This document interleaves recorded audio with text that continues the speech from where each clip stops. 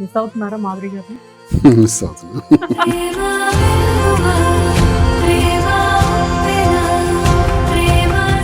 శ్రీను గారు ₹1 కోటి ఇచ్చారంట ఆ టీంకి, ఇవ్వడం వల్ల మాధురి గారిని తీసుకున్నారంట అని చెప్పేసి మాట్లాడుతున్నారు. వై? ₹1 కోటి నేను ఇస్తే 2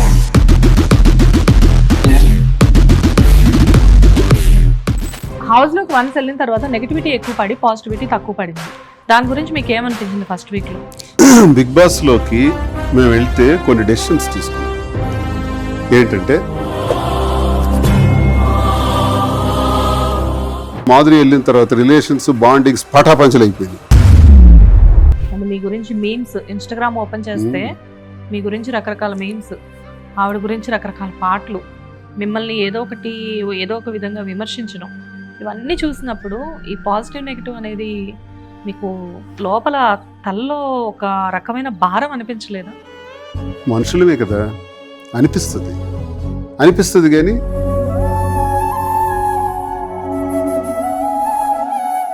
కాదు. ఇంత బాగా మాట్లాడుతున్నారు, ఇంత నాలెడ్జ్ ఉంది మీకు, ఎందుకు ఫ్యామిలీ లైఫ్ లో ఎందుకు ఫెయిల్ అయ్యారు? ఫ్యామిలీ అంటే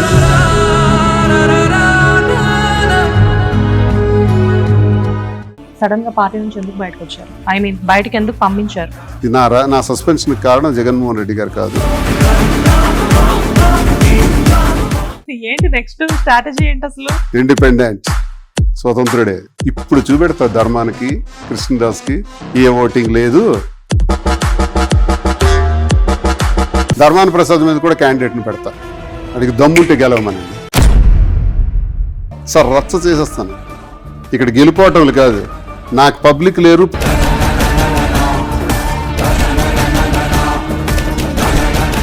నిజాయితీ మీద పోరాడే మీ మీద ఒక రౌడీ షీటర్ అనే రిమార్క్ ఎందుకు పడింది? నమస్తే, వెల్కమ్ టు హిట్ టీవీ. నేను శ్వేత. ఈ రోజు మనతో పాటు ఉన్న ఈ గెస్ట్ చాలా స్పెషల్ గెస్ట్ అని అందరికీ తెలిసిందే. కాకపోతే ఏంటంటే ఎవ్రీ డే ఏదో ఒక విమర్శలకి గురవుతూ కూడా ఎప్పుడు యాక్టివ్ గా ఉండే దువ్వాడ శ్రీనివాస్ గారు ఈ రోజు మనతో ఉన్నారు. నమస్తే శ్రీనివాస్ గారు. నమస్తే శ్వేత గారు, బాగున్నారు? బాగున్నాను, మీరు ఎలా ఉన్నారు? అప్పుడెప్పుడు వక్లా సిల్క్స్ లో కలిసాము. ఎలా నడుస్తుంది వక్లా సిల్క్స్? కాంచీపురం వక్లా సిల్క్స్ పెట్టి 7 నెలలు పూర్తి 8వ నెలలోకి వచ్చి అడుగు పెట్టాం. ఆల్మోస్ట్ 12 crores బిజినెస్ చేసాం. 12 crores విత్ ఇన్ 6-7 months లోనే. చాలా గ్రాండ్ సక్సెస్. దీనికి తెలంగాణ ప్రజలకి ముఖ్యంగా నా శిరస్సు వంచి నమస్కరిస్తున్నాను. అలాగే ఆంధ్ర ప్రజలందరూ కూడా నాకు ఈ స్థాయికి తీసుకురావడానికి కారణమైనటువంటి 2 రాష్ట్రాల తెలుగు ప్రజలందరికీ కూడా నా హృదయపూర్వక ధన్యవాదాలు. వ్యాపార రంగంలో టెక్స్టైల్స్ లోకి అడుగు పెట్టేటప్పుడు చాలా ఆందోళనతో అడుగు పెట్టాం, కానీ అది గ్రాండ్ సక్సెస్ చేసి మరిన్ని బ్రాంచెస్ కి ఎక్స్టెండ్ చేసే విధంగా నన్ను ప్రోత్సహించినందుకు వారికి ధన్యవాదాలు. పాలిటిక్స్, గ్రెనేడ్స్, కాలేజెస్, ఫస్ట్ విద్యా సంస్థల నుంచి ముందు అకాడమిషియన్ నేను. సో విద్యా సంస్థల దగ్గర నుంచి స్టార్ట్ చేసి తర్వాత పాలిటిక్స్ వరకు వచ్చారు. గ్రెనేడ్స్ కానివ్వండి, పాలిటిక్స్ కానివ్వండి. పాలిటిక్స్ లో మీరేంటో ప్రూవ్ చేశారు మీ కాన్స్టిట్యున్సీలో, టెక్కలిలో. అండ్ ఆఫ్టర్ దట్ బిజినెస్ అనేది ఇక్కడ కొత్త లైఫ్ స్టార్ట్ అయింది, కొత్త బిజినెస్ స్టార్ట్ అయింది. లైఫ్ తో పాటు బిజినెస్ కూడా సక్సెస్ అయింది అనుకోవాలా? అయింది. బిజినెస్ గ్రాండ్ సక్సెస్ అయింది. మాకు ధైర్యం వచ్చింది. మరిన్ని బ్రాంచెస్ పెట్టాలనుకుంటున్నాం అంటే ధైర్యం లేకపోతే చేయలేం కదా. ఎన్ని బ్రాంచెస్? ఇప్పుడు కూకట్పల్లి మరొక ట్రై చేస్తున్నాను, వైజాగ్ లో కూడా మరొక ట్రై చేస్తున్నాను. బిల్డింగ్స్ ప్రిపేర్ చేయడంలో బిజీగా ఉన్నాం. ఆ వర్క్ అయిపోతే వెంటనే స్టార్ట్ చేస్తాం. ధైర్యం మాత్రం. కమాండ్ వచ్చింది, బిజినెస్ మీద కమాండ్ వచ్చింది టెక్స్టైల్స్ లో. అది నాకు తెలిసి 70-80% మాధురి కష్టం. శ్రీనివాస్ గారు, మీకు ఎప్పుడు అనిపించలేదా నేను గ్రానైట్స్ బిజినెస్ చేసి వైసీపీలో అంత మంచి స్థాయిలో ఉన్న నేను సడన్ గా ఒక బట్టల కొట్టు పెట్టుకుంటే జనాలు ఏమనుకుంటారా అని చెప్పేసి అనిపించలేదా? బట్టల కొట్టు చూడండి, మనం ఎప్పుడు భయపడాలంటే మనిషి అనేవాడు నేరం చేస్తే భయపడాలి. అవినీతి చేసినా, అక్రమాలు చేసినా, ఎవరికైనా అన్యాయం చేసినా, దోపిడీలు చేసినా, ఇంకొకరి జీవితాలు నాశనం చేసినా మనం భయపడాలి. నీ అలాంటి తప్పులు నేను ఎందుకు చేయలేదే? నాకు సిల్క్స్ గురించి నాకు నాలెడ్జ్ లేదు. నాకు నాలెడ్జ్ ఉన్నది అకాడమిక్ సైడ్ ఉంది, గ్రనైట్ సైడ్ ఉంది, పాలిటిక్స్ లో ఉంది. సిల్క్స్ టెక్స్టైల్స్ మీద లేదు. కానీ మాధురికి పూర్తి నాలెడ్జ్ దాని మీద ఉంది. తన మీద డిపెండ్ అయ్యి ఆ ధైర్యంతో ఈ ఫీల్డ్ లోకి రావటం ఎంతవరకు నేను సక్సెస్ అవ్వగలను ఆందోళన ఉండేది. కానీ 100% సక్సెస్ అవ్వటానికి కారణం తన వర్క్ స్టైల్. అంటే డైరెక్ట్ అతను చెప్పిన మాటలన్నీ నేను విని డైరెక్ట్ వెండర్స్ దగ్గరికి వెళ్ళి, వెండర్స్ నుంచి వీవర్స్ దగ్గరికి వెళ్ళి, వీవర్స్ దగ్గర నుంచి మొత్తం స్టడీ చేసి ఒక 2 నెలలు స్టడీ చేసిన తర్వాత అప్పుడు పర్చేజెస్ స్టార్ట్ చేసి అప్పుడు స్టోర్ ప్రారంభించి ఇవన్నీ ఒక సిస్టమేటిక్ గా చేసాం. అయినప్పటికీ కొన్ని తప్పులు చేసేసినాం. ఆ తప్పుల్ని ఇప్పుడిప్పుడే ఎలా రెక్టిఫై చేయాలి బిజినెస్ లో అన్నది రెక్టిఫై చేసుకుంటూ వెళ్తున్నాం. శారీస్ గురించి నాకు నాలెడ్జ్ లేదు, సెలక్షన్స్ గురించి నాకు నాలెడ్జ్ లేదు. ఇదంతా మాదిరిదే. సెలక్షన్ కానీ వాటిని పెట్టడం కానీ. ఇప్పుడు నేను స్టోర్ లో ఒక రివ్యూ వింటుంటాను, ఏంటంటే వచ్చిన ప్రతి ఒక్కళ్ళు మీ దగ్గర వెరైటీస్ బాగున్నాయండి అంటారు. వెరైటీసా? మరి అన్ని స్టోర్స్ ఉన్నాయి కదా, మన దగ్గర వెరైటీస్ బాగున్నాయి అంటారేంటి? పెద్ద పెద్ద స్టోర్స్ అన్ని తిరిగి మన దగ్గరకు వచ్చి కొనుక్కెళ్తూ మీ దగ్గర వెరైటీస్ బాగున్నాయి అంటున్నారంటే ఈ దిస్ క్రెడిబిలిటీ గోస్ టు మాదిరి. నాకు తెలీదు, తర్వాత తెలిసింది 6 నెలల తర్వాత. 2 ప్రైస్ కూడా బాగుంది అని అంటారు. ప్రైస్ నేను తీసుకున్న డెసిషన్ రీజనబుల్ ప్రైస్ ఇవ్వాలన్నది. సో 2 సక్సెస్ఫుల్ గా అవటం వల్ల బిజినెస్ కి పర్మనెంట్ ఫుట్ ఫాల్ అన్నది, పర్మనెంట్ కస్టమర్స్ అన్నది ఒకటి కనెక్ట్ అయిపోయినారు. మాకు కనెక్ట్ అయిపోయి ఇప్పుడు 2 రాష్ట్రాల నుంచి కస్టమర్స్ వస్తుంటారు. మీకోసం వచ్చేవాళ్ళు మా కోసమే వచ్చేవాళ్ళు ఉన్నారు. సోషల్ మీడియాలో కూడా మాకు బాగా వైడ్ రిలేషన్స్ ఉన్నాయి కాబట్టి ప్రజలతో మేమే ప్రమోషన్స్ చేస్తాం, మేమే డిస్కస్ చేసుకుంటాం, యాడ్ క్రియేట్ చేసేది మేమే, థీమ్ క్రియేట్ చేసుకునేది మేమే. కాఫీ కావాలా, కాఫీ తెస్తే కాఫీ కాదు నీ చీర బాగుందని చెప్పటం, ఇవన్నీ మేము తయారు చేసుకునేవి. తయారు చేసి యాడ్స్ కూడా మా సొంత స్టూడియో ఉంది, అందులోనే ప్రిపేర్ చేసి ప్రమోషన్ చేస్తాం. కాదు, వెండర్స్ వరకు వెళ్ళడం ఓకే, ప్రతి బిజినెస్ మ్యాన్ చేసే పనే. కాకపోతే ఆ బట్టలు అనేది అసలు ఎలా మ్యానుఫ్యాక్చరింగ్ ఎలా జరుగుతుంది అని అక్కడ వరకు వ్యూవర్స్ దగ్గరికి కూడా వెళ్ళడం అనేది, అది చాలా సూక్ష్మంగా దాని గురించి తెలుసుకోవాలి అన్న మీ ఇంటెన్షన్ నిజంగానే చాలా గొప్ప విషయం. అండ్ సెలెక్షన్ గురించి మాట్లాడితేనేమో బిఫోర్ ది వక్లా సిల్క్స్ మాధురి గారు మీ శారీస్ బాగున్నాయండి అని ఎప్పుడైనా మేము కాంప్లిమెంట్ ఇస్తే, నాదేం లేదండి అంతా శ్రేణి గారి సెలక్షనే అని ఆవిడ చెప్పేవారు. సెలక్షన్ నాకు తెలియదు, నేను కూర్చుంటాను. మీరేమో తన సెలక్షన్ వల్లనే షాప్ ఇంత సక్సెస్ అయిందని మీరు చెప్తున్నారు. మీ ఇద్దరిలో ఇప్పుడు లేదు, శ్రీనివాస్ గారు కృషి అంటది, తను ఆయన పట్టుదల కృషి అంటది, కానీ సెలక్షన్ తందే. ఎందుకంటే నాకు నాలెడ్జ్ ఎక్కడిది, నాకు చీర అంటే ఏదో బాగుందా ఏమో, నాకు కొనటం కూడా రాదు. బాగా కలర్ఫుల్ గా ఉంటే బాగుంది అనేస్తాం, లేకపోతే లేదనేస్తాం. అందులో లోపాలు మైనస్లు ఏమో నాకు అర్థం కాదు, ఇప్పటికీ అర్థం కాదు. నో సర్ప్రైజెస్, నేనేం సర్ప్రైజెస్ అని చేయను. పద కొనుక్కోవటం లేదా ఏదంటాను, కానీ అది నాకు తెలియదు ఆ ప్లేస్. Okay, right. సో మొత్తానికి వక్లా సిల్క్స్ అనేది ఒక సక్సెస్ బాటలో దూసుకుపోతుంది. వెంకటేశ్వర స్వామికి వకులామాత అదేంటో ఏదో మ్యాజిక్ చేసినట్లు అక్కడెక్కడో విజయనగరం నుంచి టెక్కల నుంచి జనాలు ఇక్కడ దాకా వచ్చి కొనుక్కొని వెళ్తున్నారంటే అది అసలు మరీ కొంచెం ఆశ్చర్యంగా ఉంది. వైజాగ్ లో షాపింగ్ మాల్స్ ఉన్నాయి, వచ్చేదారిలో రాజమండ్రి ఉంది, విజయవాడ ఉంది, అన్ని వదిలిపెట్టి హైదరాబాద్ వచ్చి అది కూడా వక్లా సిల్క్స్ కి రావడం వల్ల ఏంటి, ఏమన్నా మీ ఏరియా వాళ్ళకి పెద్ద పెద్ద డిస్కౌంట్లు ఇస్తున్నారా ఏంటి? డిస్కౌంట్స్ అందరికి సమానంగా ఇస్తాం. డిస్కౌంట్స్ కన్నా వెరైటీస్ అని వస్తున్నారు వాళ్ళు. కలర్స్ మీ దగ్గర బాగుంటున్నాయి, వెరైటీస్ బాగుంటున్నాయి. కొంతమంది అసలు డిస్కౌంట్ గురించి మాట్లాడరు, వాళ్ళది పట్టించుకోరు. మేము ఇస్తాం, పాపం వాళ్ళు ఇంత బిల్ చేశారు కదా ఇవ్వాలని గిఫ్ట్స్ ఇస్తాం. ఇవన్నీ చేసి కామన్ గా అందరికీ సమానంగానే చూస్తాం. ప్రైస్ వరకు నేనే ఆలోచించాను, రీజనబుల్. ఇప్పుడు జనానికి స్టోర్ పెట్టక ముందు అది ఎవరు పెడుతున్నారో తెలియదు, పెట్టిన తర్వాత కూడా తెలియదు. పెట్టక ముందు మేమెవరో తెలుసు, మా రిలేషన్సే పబ్లిక్. పబ్లిక్ కి నిరంతరం సర్వీస్ అందించే తీరులో ఉండే మేము బిజినెస్ లో కూడా సంతృప్తినివ్వాలి. అందుకే నేను వీవర్స్ దగ్గరికి వెళ్ళాను. వీవర్స్ దగ్గరికి వెళ్తే వీవర్ ప్రైస్ ఎంత, వెండర్ ప్రైస్ ఎంత, మేం పెట్టే సేల్స్ ప్రైస్ ఎంత, ఆఖరికి కస్టమర్ కి వెళ్ళేటటువంటి ఇబ్బంది ఎంత గమనిస్తే ఇక్కడ నష్టపోతున్న వాళ్ళు ఇద్దరు, ఒకటి వీవర్, 2 కస్టమర్. మధ్యలో వాళ్ళందరూ మేడలు కడుతున్నారు, బాగా ఉన్నారు. సో మనం ఎందుకు ఈ మేడలు కట్టాలి, కోట్లు సంపాదించాలి? ఇది కాదు.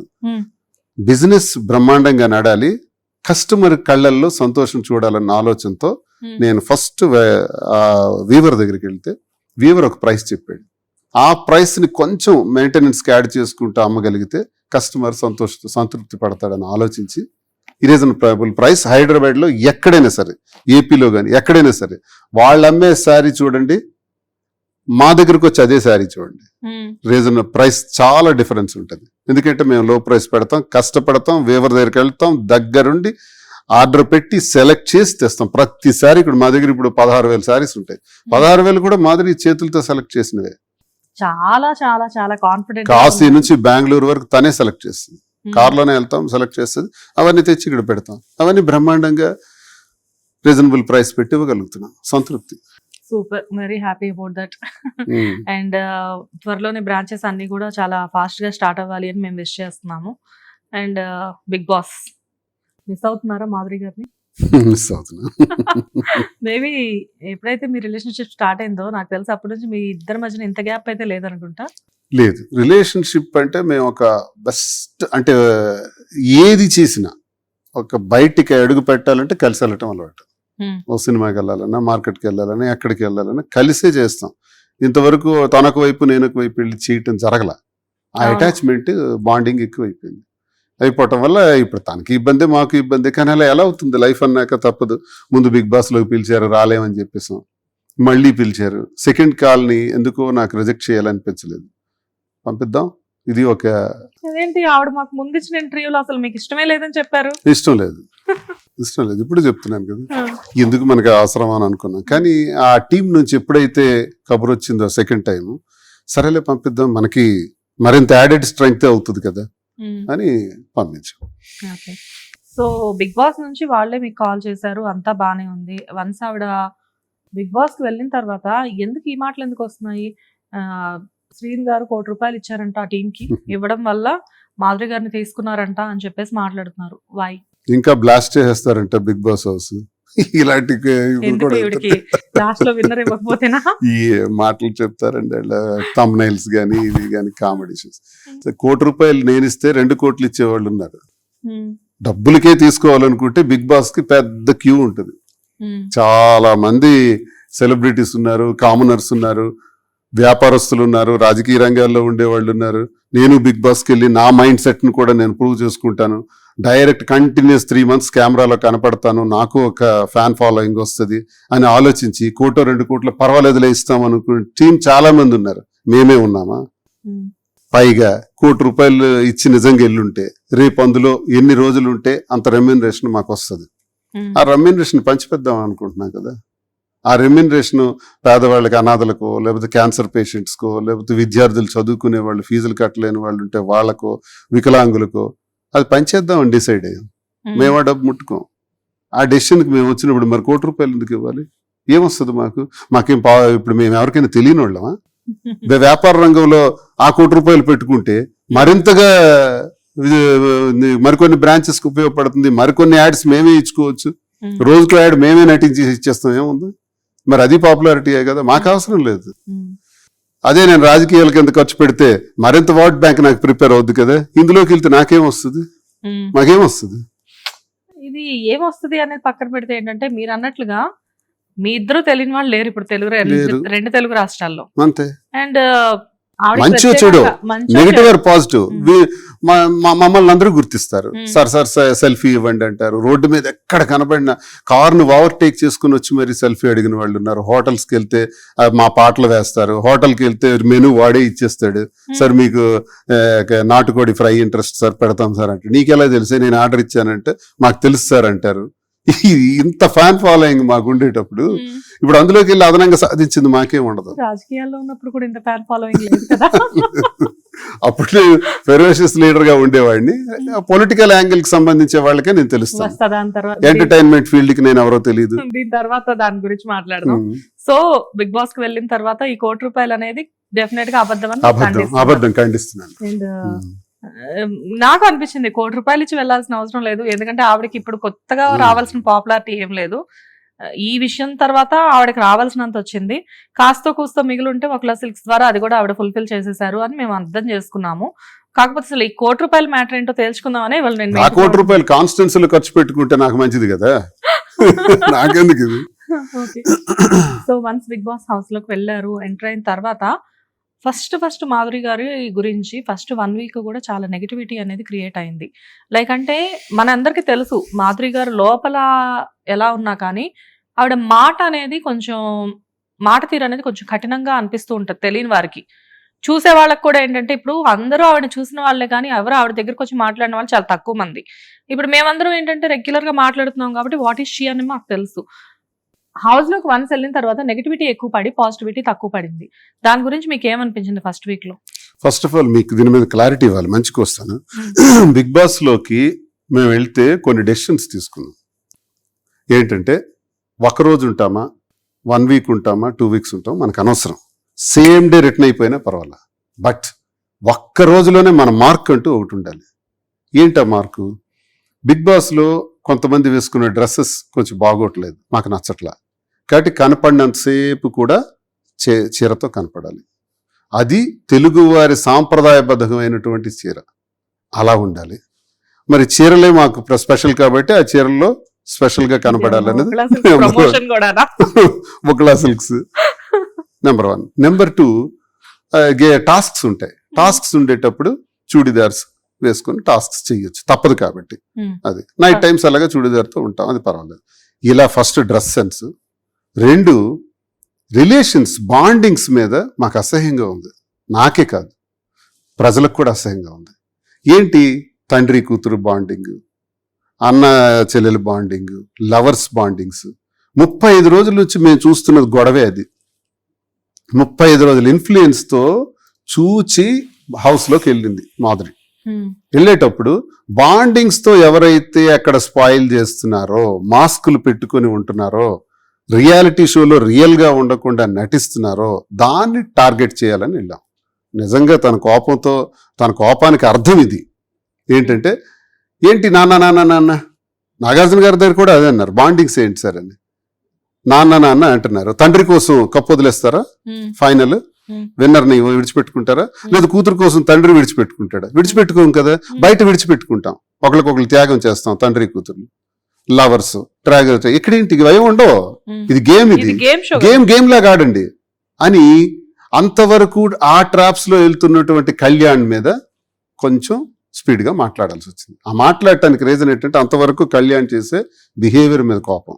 అలాగే రీతు కూడా ఏదో ఆ ట్రాక్స్ లో వెళ్తుంది కాబట్టి నువ్వు ఆడాల్సింది ఆడాలి తప్ప ఏంటి రాత్రి అంతా పడుకోకుండా నిద్రలు లేకుండా చెడగొడుతున్నారని ఏదో ఒక సబ్జెక్ట్ మీద పెట్టి మాట్లాడటం జరిగింది. దీన్ని నెగిటివ్ గా తీసుకున్నారు అందరూ, కానీ అది ఒరిజినల్ క్యారెక్టర్ కాదు మాధురిది. ఫస్ట్ ఆఫ్ ఆల్ వీటిని ఛేదించాలి. మీరు చూసారు ఇప్పుడు దెబ్బకి మాధురి వెళ్ళిన తర్వాత రిలేషన్స్ బాండింగ్స్ పటాపంచలు అయిపోయింది. ఇంక ఎవడ ఆట ఆడుతున్నాడు. ఎందుకు ఈవిడ కూడా మీరు నా కూతురు లాంటి వాళ్ళు ఎక్కడ అలా తను ఏమంటుందంటే పిల్లలు అని పిలుస్తుంది. 30 సంవత్సరాలు అందరూ చిన్నోళ్లే మిగతా వాళ్ళందరూ కాబట్టి అక్క అంటున్నారు, వాళ్ళు అంటున్నారు. చూడండి, ఒక్కటి మాత్రం ఇక్కడ ఉంటది, 1 రోజు 2 రోజులు వారం రోజులు 10 రోజుల తర్వాత మనం ఇక్కడే ఇలాగే నలుగురం కూర్చున్నాం అనుకోండి, అలాగే ఏంటి తమ్ముడు అనాల్సి వస్తుంది నేనే 1 వారం రోజుల తర్వాత. సో ఏదో ఒక పేరు పెట్టే మీద పిలవాలి, లేదా తమ్ముడు అని పిలవాలి, అన్నని పిలవాలి, ఏమమ్మా అని మీకు చెల్లెమ్మలాగా నేను పిలవాలి, ఏదో ఒకటి చేయక తప్పదు. అలాంటివి తప్పేం కాదు. ఆ బాండింగ్స్ లో ఇరుక్కుపోయి మన గేమ్ ఆడకుండా ఉండకూడదు అన్నది మా ఉద్దేశం. కోటాను మంది ప్రజలు చూస్తున్నారు కాబట్టి ఆ షోలో నీ రియాలిటీ చూపించి. ఇప్పుడు మంచి వ్యక్తి ఎవరు, మన ఈయన భరణి గారు, ఆయన బాండింగ్స్ లో పడకపోయి ఉంటే ఉండేవాడు టాప్ 5 లో ఉండేవారు, ఇంకా పైకి వెళ్ళేవారు. ఈ రోజు ఏంటి వచ్చింది టాక్, భరణి బాండింగ్స్ వల్లే పోయినారని వచ్చింది. నేను అనలా, ప్రజలే అంటున్నారు. బాండింగ్స్ అక్కడ ఎప్పుడైతే ఆయన పెట్టుకున్నాడో, పెట్టుకున్న వ్యక్తి పోయాడు, తనుజ పోలా, ఈవెన్ దివ్య కూడా పోలా, వాళ్ళు కంటిన్యూ అవుతున్నారు. తనుజ ఇంచుమించు టాప్ 5 లో వెళ్తుంది అంటున్నారు. తను బాండింగ్ పెట్టుకోవడం కన్నా భరణి బాండింగ్ ఎక్కువ అవటం వల్ల భరణి బయటకు రావాల్సి వచ్చింది. సో మాధురి అనేది రైటా రాంగా? బాండింగ్స్ మీదే టార్గెట్ చేసి మాట్లాడాను తప్ప వాళ్ళ మీద మాకు కోపాలంటే కాదు. ఇప్పుడు తను ఏం చేసిందంటే లక్కీగా కిచెన్ తనకే వచ్చింది, స్టోర్ తనకే వచ్చింది కాబట్టి వండి పెట్టే వ్యవహారాలు అనే తనవే కాబట్టి అందరూ దగ్గరగా ఉంటారు. నువ్వు ఇది వండి, నువ్వు ఇది ఈ ప్లేట్ నువ్వు కడిగేసి ఆ భోజనం అక్కడ పెట్టేసి దగ్గరికి వెళ్ళి ఇవ్వటాలు అందరికీ ఒక స్నేహితురాలు అనుకోవచ్చు, అమ్మని బయట అంటున్నారు, అమ్మ అనుకోవచ్చు, అక్క అనుకోవచ్చు, ఎవరు ఎలా పిలుచుకున్నా బాండింగుల్లో మాత్రం మాధురి ఇరుక్కోదు. తన ఆట తన ఆడుతుంది. అదే మేము అంటున్నాం, అందరికి కూడా బాండింగుల్లో ఇరుక్కోకండి. ఇమాన్యుల్ అక్క అని పిలిచినా తప్పే లేదు, కానీ ఇరుక్కుపోకు బాండ్లో. అక్కకి నువ్వు వదిలేవు గిఫ్ట్, తమ్ముడికి మాధురి కూడా వదిలేదు. గెలుపన్నది అందరూ ప్రయత్నిస్తారు. సో ప్రజలు అప్పుడే సంతోషిస్తారు, నీ రియాలిటీ అనేది బయటకు వస్తుంది అన్నది మా కాన్సెప్ట్. ఆ కాన్సెప్ట్ కోసం వెళ్ళాం కాబట్టి 1 వారం 2 వారాలు మాకేం ఇబ్బంది లేదు, మార్క్ వేసుకొని వచ్చేస్తాం అంతే. సో మొత్తానికి ఇక్కడ ఇంట్లో ఉండి మొత్తం ప్రిపేర్ చేసి పంపించారా? ప్రిపేర్ అయ్యి ఉంటుంది. బాగుంది, మీరు గీసిన ప్లాను, ఆవిడ నడిచే విధానం, అక్కడ మేము చూసేది మొత్తం అంతా సెట్ చేసి పంపించారు, బానే ఉంది. కాకపోతే బాండ్స్ అనేది క్రియేట్ చేయడం చేసుకోబడ్డం అనేది 2 రకాలుగా ఉంటది. ఇక్కడ మీరు ఎంత ప్రిపేర్ చేసి పంపించినా ఆవిడకున్న మెంటాలిటీ ప్రకారం ఆవిడ అక్కడికి వెళ్ళిన తర్వాత ఎవరైనా కొంచెం క్యూట్ గా మాట్లాడి అమ్మ అమ్మ అని కొంచెం దగ్గరికి రాగానే ఏ ఆడ మనిషి అయినా కరిగిపోతారు. కామన్. తమ్ముడు అనేస్తారు, చెల్లెమ్మ అంటారు, కూతురులా ఉన్నావు అంటారు. ఇప్పుడు భరణి వెళ్ళిపోగానే దివ్య బాధపడితే నువ్వు నా కూతురు లాంటిదాను సడన్ గా నోట్లో నుంచి వచ్చేసింది. నోట్లో వెంబడి వచ్చింది, నువ్వు నా కూతురు లాంటిదాను రా, నమ్మురా, నేనున్నాను రా నీకని ఆప్యాయతగా వాదార్చింది. ఆ వాదార్పులో అనాలని వచ్చిన మాట కాదు, అది ఆప్యాయతగా వచ్చినటువంటి మాట. సో మీరు అన్నది కరెక్టే. 1 వీక్ 10 days అయ్యేటప్పుడు కనబడే మొక్కల 15 మంది మనకి కోటాను కోట్ల మంది లక్షల మంది మనకు కనబడతారు. బాండింగ్ అనేది క్రియేట్ తప్పదు. అయిపోతుంది. కానీ బాండింగ్ లో ఉన్నా సరే ఆడాలి అంటాను నేను. అది కొంతమంది కోల్పోతున్నారు, లేకపోతే భరణి గారు బయటికి వెళ్ళరు. భరణి గారికి కూడా నాగార్జున గారు చెప్పారు, భరణి మీరు కొంచెం బాండింగ్స్ తగ్గించుకుంటే మీరు ఆటలో ముందుకెళ్తారని ఆయన కూడా గత వారం చెప్పారు. మాధురి చెప్పిందే కాదు, ప్రజలు చెప్పారు. మరి ఆయన సెంటిమెంటల్ గా నేను ఇరుక్కుపోవాల్సి వచ్చిందని ఆయన కూడా ఒప్పుకుంటారు. ఇక్కడ గేమ్ అనేది ఆవిడ ఆడుతున్నారా, గేమ్ అనేది ఆవిడ ప్లాన్ చేస్తున్నారా? అది లాజిక్. ప్లాన్ చేస్తే చేస్తారు. ఎందుకంటే ఫస్ట్ వీక్ లో నెగిటివ్ అయ్యానని చెప్పేసా, సెకండ్ వీక్ నుంచి ఆవిడ అందరి మీద ప్రేమలు అనురాగాలు ప్లాన్. గేమ్ లో ప్లాన్ ఉంటది కదా, ప్లాన్ లేకుండా ఎలా అవుద్ది? ప్లాన్ అది వండి పెట్టడం, ఆప్యాయతగా ఉండడం, అందరినీ సమానంగా చూడటం, గౌరవంగా చూడటం. గేమ్ ఓడిపోయినా పర్వాలేదు, టీం గెలవాలి. గేమ్ ఓడిపోయినా పర్వాలేదు, అందరూ బాగుండాలి. ఇప్పుడు సంజన టీంలో వాళ్ళు ఓడిపోవటం, లేదా నా టీంలో గెలిచేవాళ్ళు, లేదా నా టీంలో గెలిచినా ఓడినా, ఆ టీంలో గెలిచినా ఓడినా, అందరూ బాగుండాలని కోరుకునే ఒక లైన్. సో కళ్యాణ్ కానివ్వండి, వీళ్ళందరినీ ఫస్ట్ మాధురి గారు టార్గెట్ చేశారు. చేసిన తర్వాత ఇప్పుడు సెకండ్ వీక్ లో చూస్తే అదే కళ్యాణ్ వీళ్ళందరూ కూడా ఇవిడికి బాగా సపోర్ట్. కళ్యాణ్ బాండింగ్స్ లో ఇప్పుడు లేడే. కళ్యాణ్ ఇప్పుడు బాండింగ్స్ లో లేడు, పిక్స్ కి వచ్చేసినాడు. ఇప్పుడు టాప్ 5 లోకి వెళ్ళిపోయి నాకు ఆశ్చర్యపోనక్కర్లేదు. కళ్యాణ్ లో ఒక మార్పు తీసుకొచ్చింది, తనూజలో ఒక మార్పు తీసుకొచ్చింది, దివ్యలో ఒక మార్పు తీసుకొచ్చింది. దివ్యకు ఓట్స్ పడేటట్టు చేసింది. దీని కోపం అవటం వల్ల దివ్యకు ఓటింగ్స్ ఎక్కువ వచ్చాయి. మరి ఎందుకు కళ్యాణ్ గురించి మాధురి గారు నెగటివ్? స్టార్టింగ్ లో 35 రోజులు ఎఫెక్ట్ అని చెప్తున్నాను కదా, 35 రోజులు చూసి వెళ్ళిన తర్వాత కళ్యాణ్ బిహేవియర్ నచ్చకే ఆ రకంగా మాట్లాడారు. రితు బిహేవియర్ లో కూడా మార్పు రావాలని అలా మాట్లాడారు. ఇప్పుడు రితు గేమ్ ఆడుతుంది, రితు కూడా టాప్ కి వెళ్ళొచ్చు. మొత్తానికి మాధురి గారు మేము 1 వీక్ లో వచ్చేసి, ఎస్ మేము 2 weeks లో వచ్చినా పర్వాలేదు. బిగ్ బాస్ లో అందరూ మాత్రం బాండింగ్స్ తో ఉండకుండా, మాస్కులు వేసుకోకుండా రియల్ గా ఆడాలన్నది మాధురి అభిప్రాయం. సో ఆవిడ వెళ్ళినప్పుడే నాగార్జున గారితో చెప్పడం జరిగింది, మాస్కులు ఉన్నాయి సార్ అవి తీస్తాను అని. ఇప్పుడు మీరు తీసారు కాబట్టి మరి ఆవిడకి బాండింగ్స్. మా అమ్మ ఏమైపోయినా నాకు అనవసరం, నేను గెలాలని ఇమాన్యుల్ అంటున్నాడు. నిన్నటి వరకు అమ్మ అన్నాడు, ఇప్పుడు సంజన కూడా అంటుంది, ఆడ నా కొడుకే కాడు, నేను ఆట నేను ఆడుకోవాలి, నేను ముఖ్యం అంటుంది. సంజన కూడా అంటున్నారు. వీళ్ళందరూ మైండ్ సెట్లు మారిపోయాయి. ఒరిజినాలిటీస్ అనేవి బయట. ఎంత టాలెంటెడ్ అని నమ్ముతున్నారా మీరు మాధురి గారు? Very talented, very very talented. అందుకే దుబ్బాడు గారు అలా కట్టుబడి ఉన్నారా? టాలెంట్స్ కని కాదు, ఆమె ప్రేమకి కట్టుబడి. మనసు మంచిది, మనుషుల్ని బాగా చూసుకుంటుంది. అది ఓకే.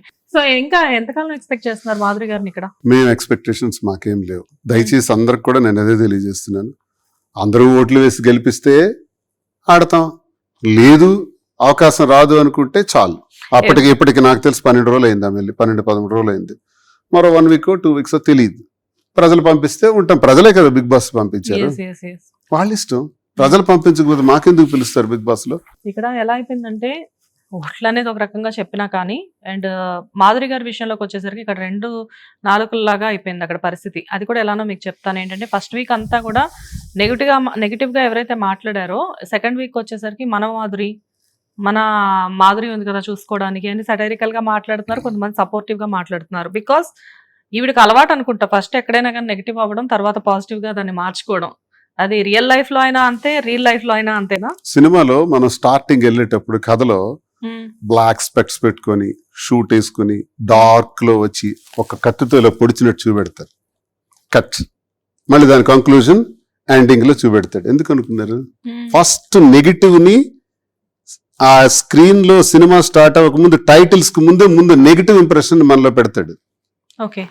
కంక్లూజన్ ఏం జరిగింది అనేది ఆఖరికి చూపెడతాడు డైరెక్టర్, ఏ సినిమాలో గానీ. కథల్లో ఇదే ఉంటది ముందు. అలా పెట్టకపోతే మీరు స్టార్టింగ్ నుంచి పాజిటివ్ చూపెడితే సినిమా లేచి వెళ్ళిపోతారు బయటికి. అక్కడ ఎందుకు కత్తితో పొడిచాడు, ఆ నెగిటివ్ ఏం జరిగింది అన్న దానికోసం వెయిట్ చేస్తారు ఆఖరి వరకు. 2.5 hours వెయిట్ చేస్తారు. సినిమాల కథలో ఉన్న రసవత్తరమైనటువంటి కథా విధానం అలాగే ఉంటది ఎప్పుడైనా. షేక్స్పియరియన్ డ్రామాస్ లో కూడా అదే ఉంటది. అసలు స్టోరీస్ కి వీటన్నిటికీ సృష్టికర్త షేక్స్పియరియన్ డ్రామాసే కదా. కామెడీస్, ట్రాజిడీస్, ట్రాజీ కామెడీస్ ఆయనవన్నీ విభిన్న కోణాల్లో ఉంటాయి, చాలా బాగుంటాయి. అలాగే మహాభారతం కానీ రామాయణం కానీ ఇవన్నీ మీరు ఏం చూసుకున్నా సరే, కైకేయి వచ్చి రాజ్యాన్ని నా కొడుక్కే ఇవ్వాలి అని దశరథ మహారాజుతో పోరాటం, శ్రీరామచంద్రమూర్తి రేపు రాజు కావాల్సిన వ్యక్తి అడవులకు వెళ్ళటానికి సిద్ధపడటం, ఇదంతా నెగిటివ్ కోణం. అదంతా క్షణాల్లో జరిగిపోయింది కదా. ఆ తర్వాత అడవుల్లోకి వెళ్ళిన సీన్స్ అవన్నీ తర్వాత మళ్ళీ ఆయన 14 సంవత్సరాల తర్వాత వచ్చి రాజ్యాన్ని అధిష్ఠించడం వచ్చింది. రాజ్యం అధిష్ఠించిన తర్వాత కూడా మరో సమస్య వచ్చి పడింది. ఇంకొకడు ఎవడో అన్నాడు, ఇలాంటి సీత నేనైతే ఇంట్లో ఉంచుకున్నాను కానీ సీతను అడవులకు పంపించడం జరిగింది. ఇవన్నీ నెగిటివ్ కోణాలని రామాయణంలో కూడా ఉన్నదేంటి, ఆ నెగిటివ్ కోణాలను బట్టే ఆ కథ రసవత్రం అవుతుంది. దాన్ని రాముడు ఎందుకు అడవులకు పంపాడు, సీత ఎందుకు అడవుల్లో ఉన్నారు, దశరథ మహారాజు రాముడినే రాజుని చేస్తామంటే తండ్రిని కూడా లేదు అమ్మ మాటనే మీరు మన్నించండి అని చెప్పి ఎందుకు 14 సంవత్సరాలు వనవాసం చేశాడు. ఈ కథ అంతా వినాలి అంటే ఆ నెగిటివ్ పాయింట్ని మనం చూడాలి. రావణుడు గురించి కూడా మనం అంతా నెగిటివ్గా వింటాం. అదే రావణుడు రాముడి కన్నా మహాభక్తుడు. నెగటివిటీలో పాజిటివిటీ వెతుక్కోవడం మీకు చాలా అలవాటు అయిపోయినట్లు కదా. మా నెగిటివిటీని కూడా పాజిటివ్ చేశాం కదా. మా దువ్వాడ శ్రీని ఇలాంటివాడా మాధురి ఇలాంటిది అనుకునే జనానికి 60-70% పాజిటివిటీకి వచ్చాం కదా. మనం ఇటన్నింటికి కారణం ఏంటంటే వీక్షకులు అంటే ఎవరు, ప్రజలు అంటే ఎవరు, దేవుళ్ళు. ప్రజలు దేవుళ్ళు కాబట్టి వాళ్ళకి మన వాస్తవాన్ని తెలియజేస్తే తప్పకుండా వాళ్ళు మనకు అగ్రభాగాన్ని కూర్చోబెడతారు. తొక్కాలంటే కిందకు కూడా తొక్కేస్తారు. ప్రజలకు ఆ శక్తి ఉంది కాబట్టి ప్రజల దగ్గర ఎప్పుడు రహస్యం ఉంచకూడదు. ఎవడి ఫిలాసఫీ ఏదన్నది నాకు అనవసరం. నా ఫిలాసఫీ ఏంటంటే ప్రజలకు వాస్తవం చెప్పాలి. వాళ్ళు మన బంధువులు, వాళ్ళు మన రక్షకులు, వాళ్ళు మన దేవుళ్ళు. నేను అది నమ్ముతాను రేపు ప్రజా జీవితంలో. అందుకే వాళ్ళకి అన్ని క్లారిటీగా చెప్పాను.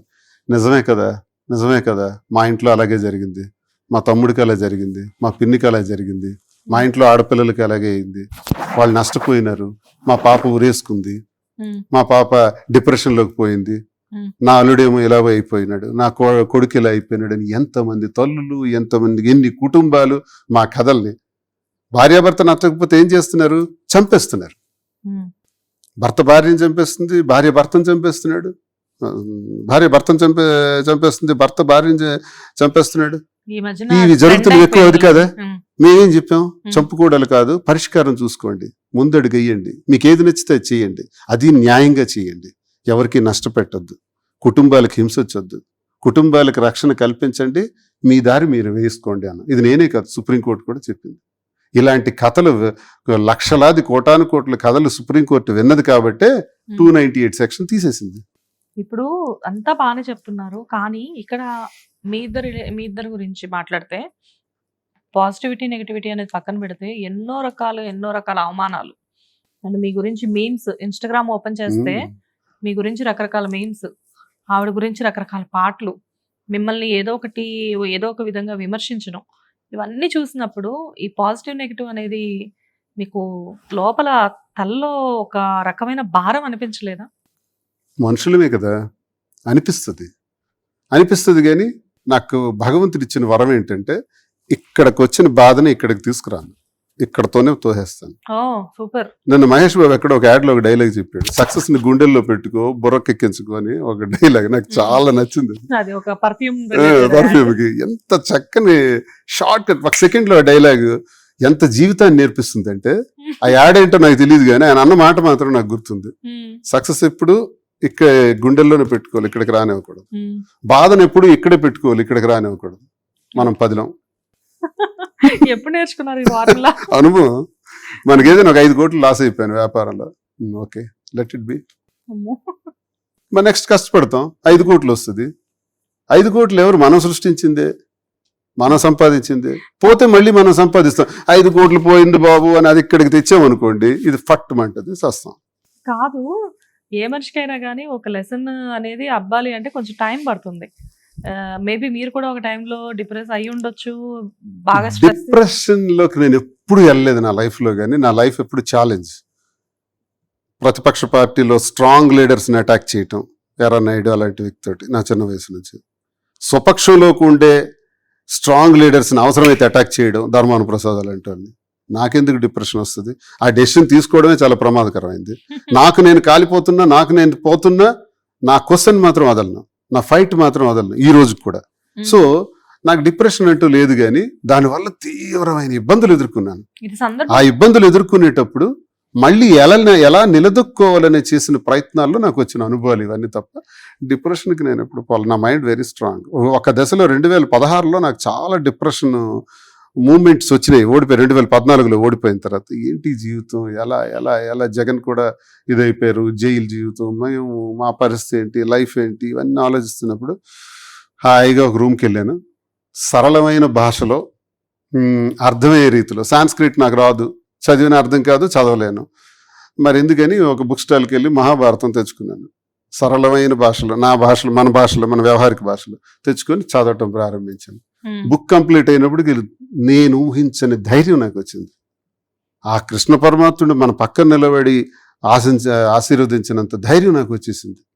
నాకు ఆ తర్వాత భయం అన్నదే నా బాడీలో లేదు. నేనే కాదు, అందరికీ నేను చెప్పేది ఇది. ఒక్కసారి గీతని చదవండి, మహాభారతాన్ని చదవండి, రామాయణం చదవండి. ఈ 3 చదివిన తర్వాత ఏం చదవకపోయినా పర్వాలేదు. కాదు, ఇంత బాగా మాట్లాడుతున్నారు, ఇంత నాలెడ్జ్ ఉంది మీకు, ఎందుకు ఫ్యామిలీ లైఫ్ లో ఎందుకు ఫెయిల్ అయ్యారు? ఫ్యామిలీ అంతేనండి, ఎందుకు ఫెయిల్ అయ్యంటే దానికి రీజన్ ఉండదు. ఈగోస్, ఇంకేం లేవు. ఈగోస్, ఈర్ష్య, అసూయ, ద్వేషాలు, వీటి మధ్య నలిగిపోయి లైఫ్ అయిపోయింది.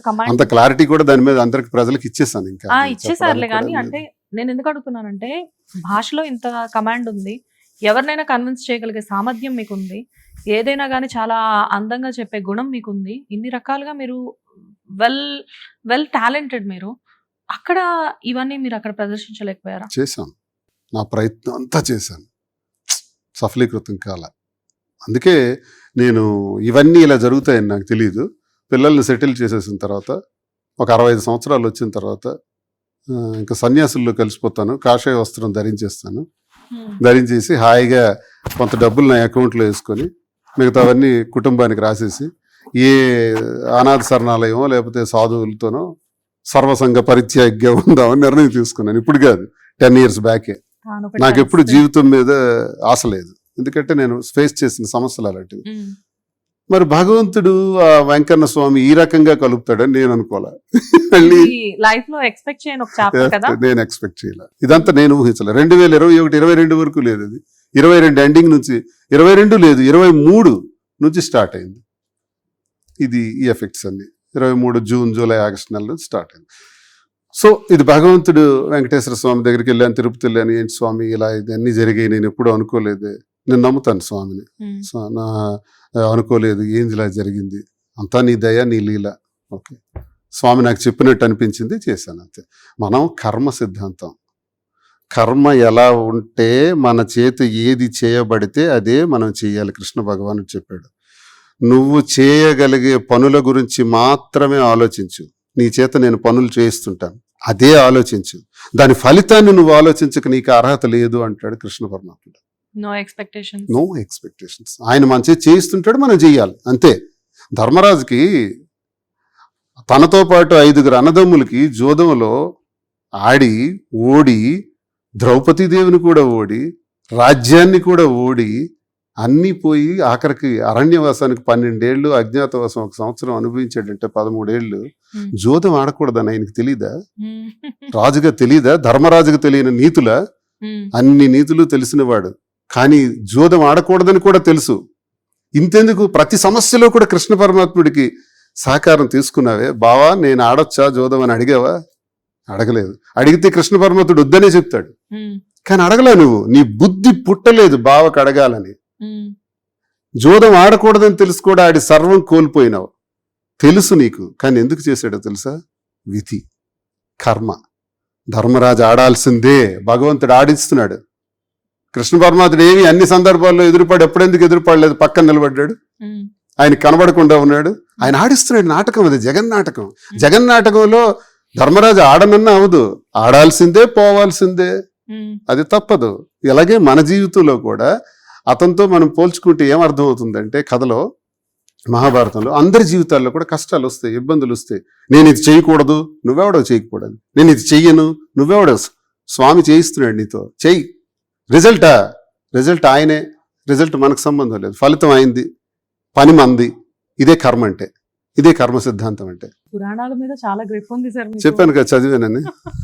కాదు, లైఫ్ లో దెబ్బ తగిలిన ప్రతిసారి అదే నేను గుర్తుకు తెచ్చుకుంటా. అదే ఒక హోటల్ రూమ్ కి వెళ్ళి ఒక బుక్ పట్టుకొని వెళ్ళిపోయి కూర్చోవడం అలవాటు అయిపోయినట్టు. 1 సంవత్సరం కాలం పడి చదివాను మహాభారతం. భయంకరమైన ధైర్యం వచ్చింది. ట్రై చేయమని చెప్తున్నాను అందరికీ. ఎవరికి కష్టం అనిపించినా సంస్కృత భాషలో వెళ్ళకండి, తెలుగు భాషలో చదువుకోండి, అర్థం చేసుకోండి. సూపర్. సో మొత్తానికి ఆ జగన్ నాటకం గురించే చెప్పారు. మీ జగన్ నాటకం గురించి ఏమైనా చెప్తారా? నా జగన్ నాటకం ఏంటి? స్వామి ఏం చేస్తున్నాడో మనకేం తెలుసు. ఎందుకు పార్టీకి చాలా సేవలు చేశారు, పార్టీలో ఒక గుర్తింపు తెచ్చుకున్నారు.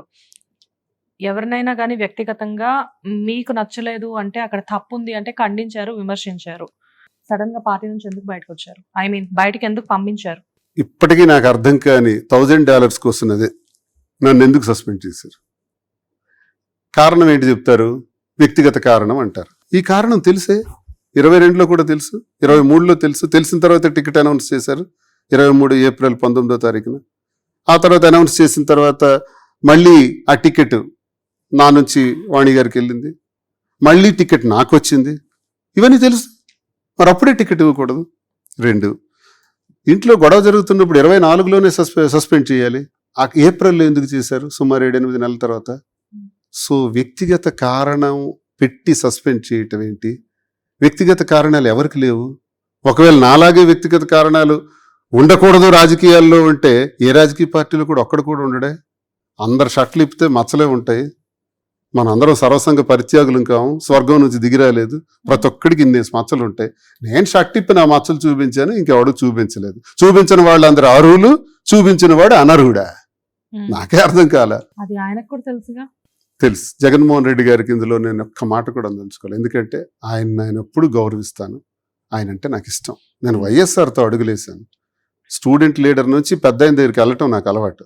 ఆయనే నాకు జిల్లాకు పరిచయం చేశాడు, ఆయనే ఇన్ఛార్జిని చేశాడు, ఆయనే టికెట్ ఇచ్చారు, ఆయనే జిల్లా పరిషత్ వైస్ చైర్మన్ చేశారు. ఆయన మరణించిన తర్వాత నా రోజులు పాడైపోయినాయి. నేను దిక్కులేని వాళ్ళే అయిపోయాను. తర్వాత కుమారుడు వచ్చాడు, కుమారుడితో అడుగులేసిన తర్వాత ఆయన నాకు చల్లగా చూసుకున్నాడు, బాగా చూసుకున్నాడు, గౌరవించాడు, మంచి హోదాను కల్పించాడు, ఎమ్మెల్సీని చేశాడు. సాష్టాంగ ప్రణామం. జగన్మోహన్ రెడ్డి నేను ఒక్క మాట కూడా అనను. నా గుండెల్లో అది లేదు, రాదు. కాకపోతే మా జిల్లా ఉండే నాయకులు ఇదే ఛాన్స్ దువ్వాడ శ్రీనివాస్ని ఇప్పుడు లేపకపోతే మరి లేపలేం అనుకున్నారు. ధర్మాన ప్రసాద్, కృష్ణదాస్ కలిపి నాటకాలు ఆడి సార్ దగ్గర ప్రతిరోజు చెప్పించి, కోటరీతో చెప్పించి నన్ను సస్పెండ్ చేయించారు. ఇందులో రహస్యం మరేం లేదు. నా సస్పెన్షన్కి కారణం జగన్మోహన్ రెడ్డి గారు కాదు, ధర్మాన ప్రసాద్, కృష్ణదాస్, మా జిల్లా నాయకులు. కాదు సార్, ఇప్పుడు మీ గురించి ఆయనకు మొత్తం తెలుసు. ఎందుకంటే మాధురి గారి గురించి ఏమీ లేకముందు కూడా మీకు వాణి గారికి మధ్యన ఏం జరుగుతుందో ప్రతిదీ మీరు తీసుకెళ్ళి ఆయన ముందు పెట్టారు. అండ్ ఎవరో ఒకళ్ళ ద్వారా ఆయన దాకా వెళ్ళింది. మీ ఫ్యామిలీని పిలిచి కూర్చోబెట్టి మాట్లాడి అంతా సెటిల్ చేసింది కూడా ఆయనే.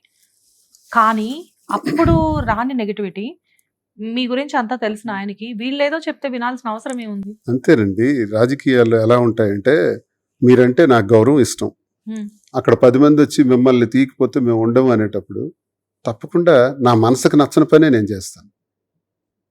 నాకు ఈయనంటే ఇష్టం లేదు, కానీ ఆయనకి నేను పక్కన కూర్చోబెట్టుకోవాల్సి వస్తుంది. రాజకీయంలో ఉన్నటువంటి కఠోరమైన పరిస్థితులు అలాగే ఉంటాయి.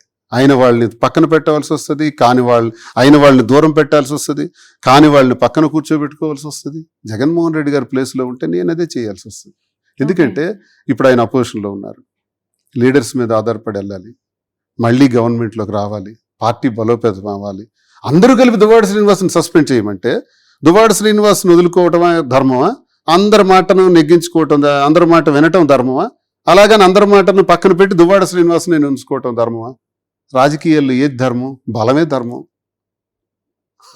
మీ అందరికి కొన్ని ఇష్టాలు ఉన్నా, కొన్ని ఇష్టాలను చంపుకొని మనసాక్షి అంగీకరించకపోయినా కానీ చేస్తాం. కొన్ని పనులు చేయాలి. నేనైనా అంతే, ఎవరైనా మేము చేస్తాం. తప్పదు, పాలిటిక్స్ లో తప్పదు.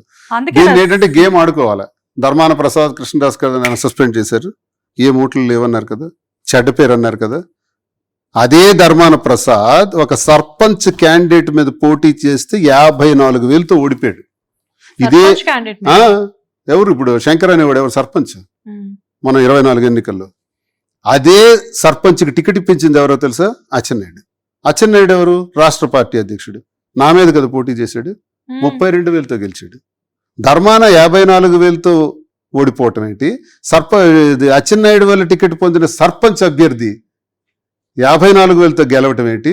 అచ్చెన్నాయుడు 32,000తో గెలవటం ఏంటి? రాష్ట్రంలో హైయెస్ట్ ఓటింగ్ నాదే వస్తుంది మెజారిటీ అని ప్రగల్భాలు పలికాడే అచ్చెన్నాయుడు. మరేం 32,000 ఉండిపోయాడు? That is Duvvada Srinivas. నా స్ట్రెంగ్త్ అది, ప్రజల్లో నా బలం అది. ఈ రోజు ఇంత చెడ్డ పేరు గురించి మీరు మాట్లాడుతున్నారు, ఆ రోజుకి ఉంది. నేను పోటీ చేసి నామినేషన్ వేసిన నాడికి మా ఇంటి గొడవలని మా నియోజకవర్గ ప్రజలకు తెలుసు, ఎవరికి తెలియకపోయినా. అయినా 75,000 ఓట్లు వేశారు కూటమి బలంలో. అచ్చెన్నాయుడికి 32,000తో నిలబెట్టారు. ఈ గొడవలే లేకపోతే గెలుపు నాదే. కానీ మన దురదృష్టం 32,000 వరకు అయినా నేను నిలబెట్టగలిగాను. ఇంత కష్టాలు, అది కూడా ఏప్రిల్లో ఎన్నికలు అంటే జనవరిలో నాకు టికెట్ ప్రకటించారు. జస్ట్ 2 months 3 months లో ఇంత టర్న్ చేశాను. నేను బలమైన వ్యక్తినా? ధర్మాన ప్రసాద్ బలమైన వ్యక్తా? కూటమి బలం మీద గెలిచిన అచ్చెన్నాయుడు బలమైనోడా? కూటమి బలంలో కూడా 32,000కి నిలబెట్టిన నేను బలమైన వ్యక్తినా? నాకేదో ఒక సినిమా చూస్తున్నట్టుంది సార్ ఇక్కడ. రైట్, ఇది ఫ్యాక్ట్స్. ఇవన్నీ మీరు రికార్డెడ్ ఫ్యాక్ట్స్ కదా, ఇది నేను అబద్ధాలు చెప్తున్నాను. నేను అబద్ధాలు ఏం కాదు. మా జిల్లాలో అందరూ 45,000 పైన గెలిచారు. అచ్చెన్నాయుడు 32,000 ఉండిపోయాడు. సిగ్గుమాలిన ఆడొక స్టేట్మెంట్ ఇచ్చాడు అచ్చెన్నాయుడు గెలిచిన తర్వాత. ఏంటి, పూజకి పనికిరాని పువ్వు, ఎవడరా పూజకి పనికిరాని పువ్వు? నువ్వు పూజకి పనికిరాని పువ్వు కాబట్టి 32,000 ఉన్నావు. నువ్వు నీకు దమ్ముంటే 70,000 అన్నావు కదా, ఎందుకు తేలేకపోయావు? Straight question to Atchannaidu. ఇప్పుడు కూడా నేను అడుగుతున్నాను, శక్తిహీనుడా, 70,000 అనుకుని 32,000కి గెలిచావు. నీ వల్ల టికెట్లు పొందిన వాళ్ళు 50,000తో గెలిచారు. లోపల మీకు చాలా కోపం ఉంది సార్, అర్థం అవుతుంది. బర్న్ అవుతున్నారు. ఏంటి నెక్స్ట్ స్ట్రాటజీ ఏంటి అసలు? ఇండిపెండెంట్, స్వతంత్రుడే.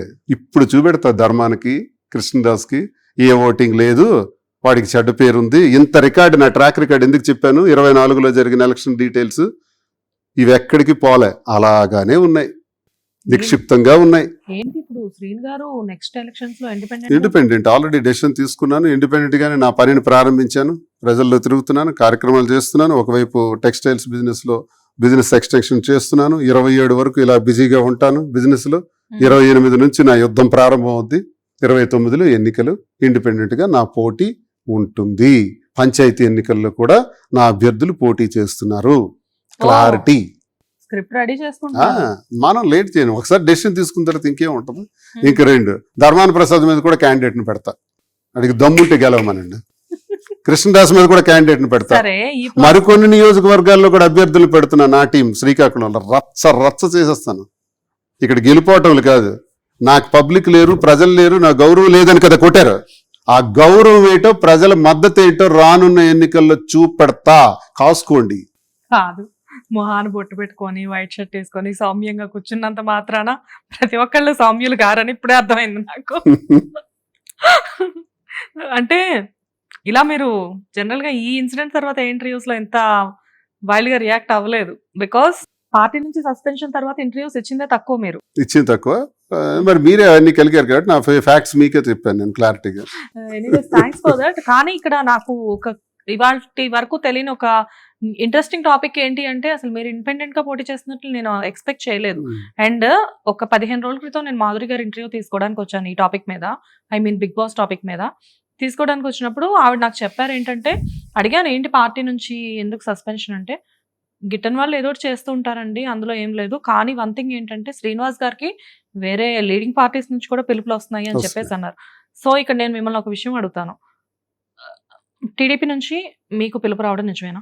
కొంతమంది నాకు చెప్పారు, మీరు కొంచెం ఒకసారి హైదరాబాద్లో కలవాలి, ఇలా ఉంది, మీకు ఇక్కడ నుంచి పాజిటివ్గా రియాక్ట్ అవుతున్నారు, రండి సార్ టీడీపీకి అన్నారు. అలాగే జన్సన్ ఎవరో చెప్పారు. ఇవన్నీ చెప్తే నాకేమనిపించిందంటే, చంద్రబాబు నాయుడు గారు కౌంటర్ చేసి నేను మాట్లాడాను, అంటే విమర్శించాను, లోకేష్ గారిని విమర్శించాను. ఇప్పుడు ఎలా పొగడాలి ఇదే నోరుతో?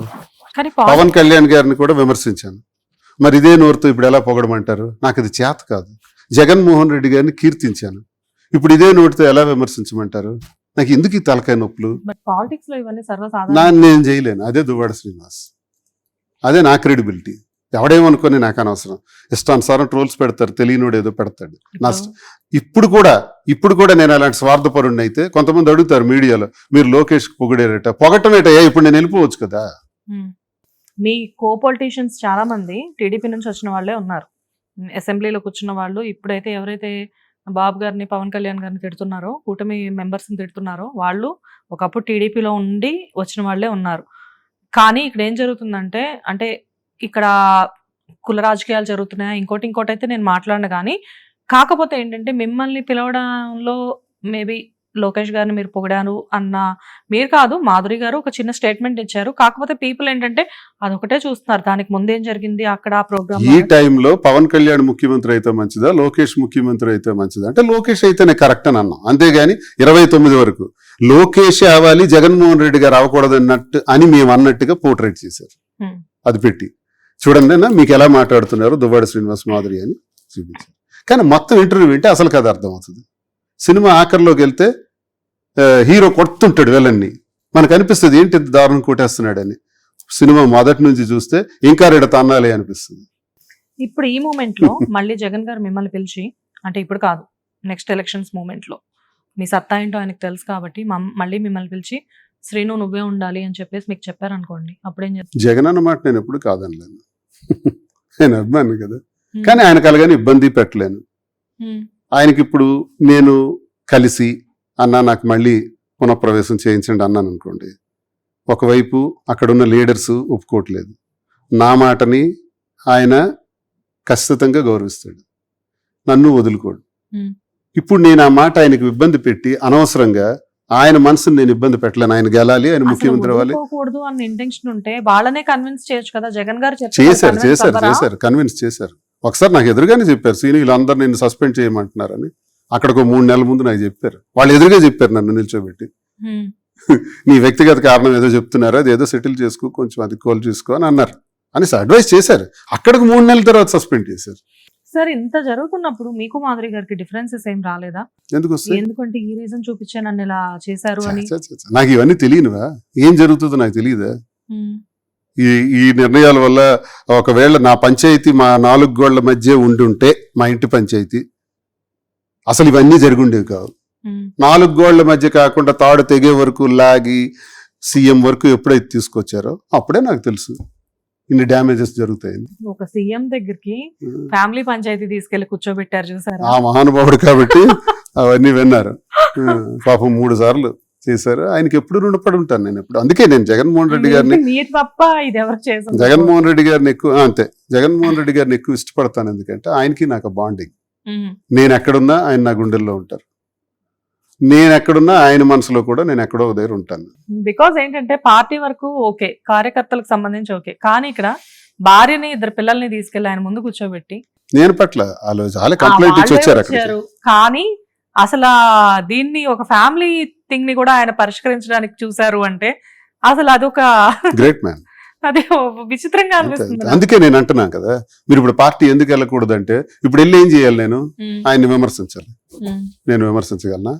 అంటే పార్టీ కాదు ఇక్కడ ముఖ్యం, ఆయనతో ఉన్న స్పెషల్ బాండింగ్, వ్యక్తిత్వం, క్యారెక్టర్ బాండింగ్. విమర్శిస్తే నేను మనిషినేనా నేను అసలు ఎలా విమర్శిస్తాను? నిన్నటి వరకు పవన్ కళ్యాణ్ గారికి విమర్శించి ఇప్పుడు ఎలా పొగుడుతాను? ఇది మనుషులు చేసే పనేనా? మరి అందరూ అదే చేస్తున్నారు, నేను చేయనది. This is my character. నేను పక్కకు తప్పుకోలేను. అందుకే నా దమ్ము, నా ధైర్యం, నా పొగరు, నా ఈగో, ప్రతి మాటలో కూడా నాకు ఈ పొగరు ఎందుకు వస్తుందంటే నా క్యారెక్టర్, నా పొగరు, నా నిజాయితీయే నా పొగరు. ఇంతెందుకు ఇంతమంది ఉన్నారు ఇంత గట్టి మాట్లాడుతున్నా అచ్చెన్నాయుడు మీద. మరి అచ్చెన్నాయుడికి దమ్ముంటే, నా అవినీతి లేకుంటే తీయమనండి, ఛాన్స్ కదా. సరే, నిజాయితీ మీద పోరాడే మీ మీద ఒక రౌడీ షీటర్ అనే రిమార్క్ ఎందుకు పడింది? వైబ్రెంట్ గా మాట్లాడి ఫెరోషియస్ గా మాట్లాడితే చిన్న రౌడీ క్యారెక్టర్ కూడా చేయగలడు. నేను ఎర్రనాయుడితో ఫైట్ చేశానంటే, నువ్వు దమ్ముంటే రా, నీకు బట్టలు ఓడదీస్తానని ఎర్రనాయుడికి అన్నాను.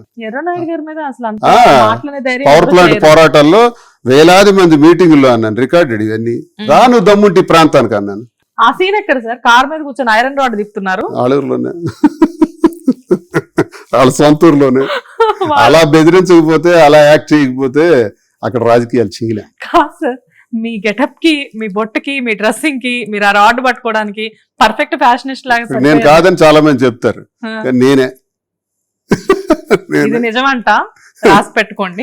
నేనే చాలా మంది మీరు కాదని ఎవరు చెప్పట్లేదు. చాలా మంది ఏంటంటే ఈ ఇన్సిడెంట్ తర్వాత మీరు మీడియాకి ఇచ్చిన ఇంటర్వ్యూస్ లో మీడియా వాళ్ళు మిమ్మల్ని ఎంత గట్టిగా క్వశ్చన్ చేసినా గానీ మీరు నవ్వుతూ సౌమ్యంగా సమాధానం చెప్పేసరికి ఈయన కాదేమో అన్న ఒక ఆ పంచాయతీలో నిమ్మాడ పంచాయతీ అచ్చెన్నాయుడు సొంతూరులో 6 సర్పంచులు అప్పటికి నామినేషన్లు వేసి 3కి చంపబడ్డారు, అంటే చంపేసినారు ఇళ్ళే.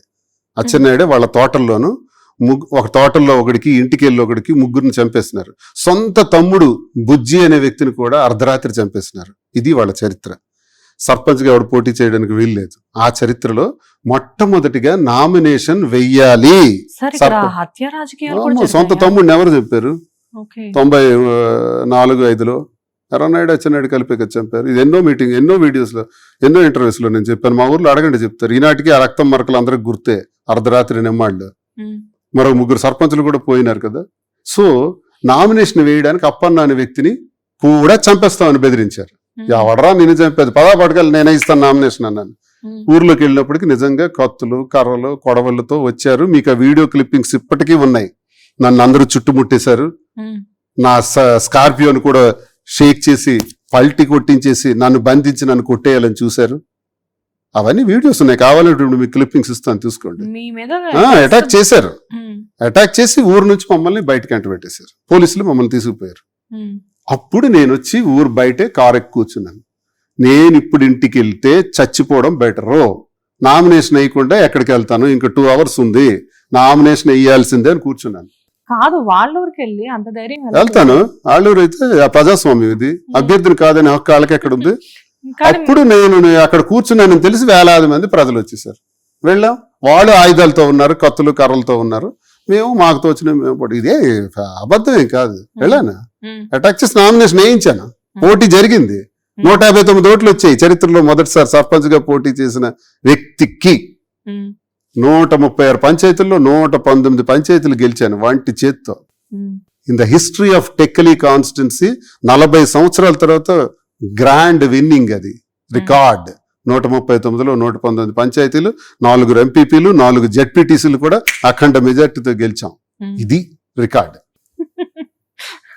భయానికి మీనింగ్ తెలియని బ్లడ్ అని అంటూ ఉంటారు కదా, సో అది మీకు బాగా అది అంటే మీకు- నిజాయితీగా ఫైట్ చేయటం. ఉమ్, ఇప్పుడు నేను ఆ రోజు అక్కడికి వెళ్ళానంటే దేనికోసం వెళ్ళాను? పార్టీ కోసం వెళ్ళాను, ఉమ్, ఒక అభ్యర్థి కోసం వెళ్ళాను, ప్రజాస్వామ్యబద్ధంగా ఎన్నికలు జరగాలని వెళ్ళాను, నిరంకుశత్వం వద్దని పోరాడాను, ప్రజల పక్షాన్ని పోరాడాను. అదేదో నా ఆస్తుల కోసం నేను వెళ్ళా, అక్కడికి ఉమ్, నా ఆస్తి గొడవల కోసం వెళ్ళా. తప్పే ఉంది? ఇక్కడే కూర్చుంటాను ఈ వ్యాన్ మీదే, చంపేస్తే చంపని, నామినేషన్ ఏముంది నేను వెళ్ళనన్నాను. వెళ్ళాం తిరిగి కొన్ని వేల మంది ఊర్లోకి. ఉమ్, వెళ్ళిన తర్వాత పోలీసులు వచ్చారు. సార్ మీరు ఇక్కడే ఆగండి, ఊర్లోకి వస్తే పెద్ద గొడవ అవుతుంది అని చెప్పి మమ్మల్ని ఆపి వాళ్ళ దగ్గర నుండి తీసుకెళ్లి నామినేషన్ వేయించి తెచ్చి మా అభ్యర్థిని అప్పచెప్పారు. మాకు సక్సెస్. ఏమికి 159 ఓట్లు ఎందుకు రావాలి ఆయనకి? ఫస్ట్ టైం హిస్టరీలో. ఉమ్, ఇప్పుడు ఆ కుర్రాడిని నానా ఇబ్బందులు పెడుతున్నారు. ఉమ్, ఆ ఊరు నుంచి ఇప్పుడు 1.5 సంవత్సరం అవుతుంది ఆ ఊర్లోకి అడుగు పెట్టలేదు ఆ నామినేషన్ వేసే అభ్యర్థి అప్పన్న, కింజరాపు అప్పన్న అని. మరి ఇప్పుడు అతను ఏంటి పరిస్థితి? జీవితమే పోయింది, అయ్యో. జీవితమే పోయింది. బయట ఉన్నాడు. కాదు, ఒక మనిషి ఎగనిస్ట్ గా పోటీ చేస్తే ఇన్ని జరుగుతున్నాయి వెనకాల. ఇది ఎవిడెన్స్ కాదా లేదో చూడండి ఒకసారి. ఊరు కెమెరా పట్టుకొని అప్పన్న నా ఇంటికి వెళ్ళాడో లేదు చూడండి. వాళ్ళకున్న 8 ఎకరాలు కూడా నీటికి నాట్లు వేసారో లేదు చూడండి.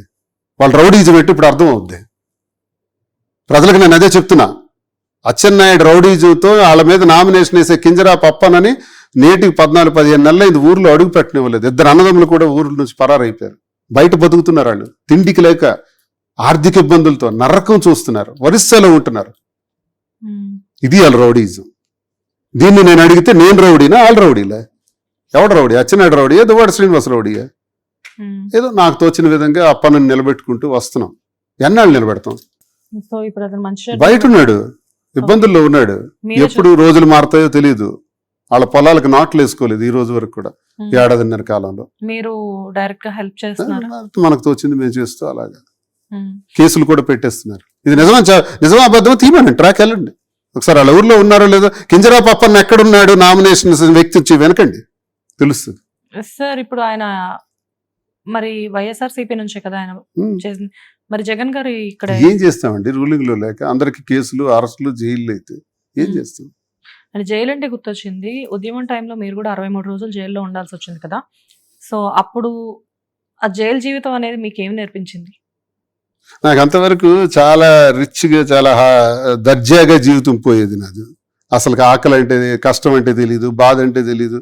పుట్టింది మిడిల్ క్లాస్ ఫ్యామిలీ అయినా మా అమ్మ నాన్న నన్ను అలాగే పెంచారు. మా ఫాదర్ రైల్వేస్ లో సెక్షన్ ఇంజనీర్.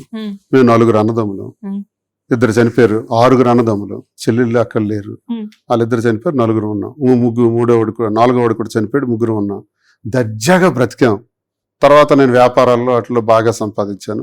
ఎప్పుడు రాయల్ గానే వెళ్ళిపోయాను తప్ప కష్టాన్ని ఎప్పుడు ఆర్థికపరమైన ఇబ్బందులు ఇలాంటివి నేను చూడలా. ఇలాంటి పరిస్థితుల్లో జైల్లో పెట్టారు. జైలు జీవితం చాలా ఘోరం అసలు చెప్పాలి. జైల్లోకి వెళ్ళినప్పటికీ నా దగ్గర వాటర్ బాటిల్ ఉండేది. ఆ వాటర్ బాటిల్లో వెళ్తున్న ఇమోషన్స్ లో తాగేశాను. ఇంకా సగం ఉంది, 1/2 లీటర్. వెళ్తూ నా బ్యాగ్తో ఒక బ్యాగ్ బట్టలు పట్టుకుంటాం, దాంతోపాటు ఈ వాటర్ బాటిల్ కూడా బ్యాగ్లో పెట్టేసి వెళ్ళిపోయాను. జైల్లోకి వెళ్ళిన తర్వాత నాతో పాటు 1600 మంది ప్రజలు, ముద్దాయిలు అందరం, మేమందరం ఆ జైల్లో ఒక చిన్న రూమ్లో నాకు పెట్టారు. నాతో పాటు 7 ముద్దాయిలు. చూస్తే 2-3 గంటలు పోయినప్పుడు దాహం వేస్తుంది. దాహం వేసేటప్పటికి అక్కడ నీరు పెట్టారు. ఆ నీటిని నా వల్ల కాదు, నేను తాకలేను. భోజనాలు నేను చేయలేను. చాలా ఇబ్బంది పడ్డాను. పడుతూ లాస్ట్కి ఏం చేశానంటే ఈ బాటిల్ అప్పుడు గుర్తొచ్చింది. ఈ బాటిల్తో 3 రోజులు అలా నాలుగు తడుపుకున్నాను. సగం బాటిల్ వాటర్ 3 రోజులు తాగారా?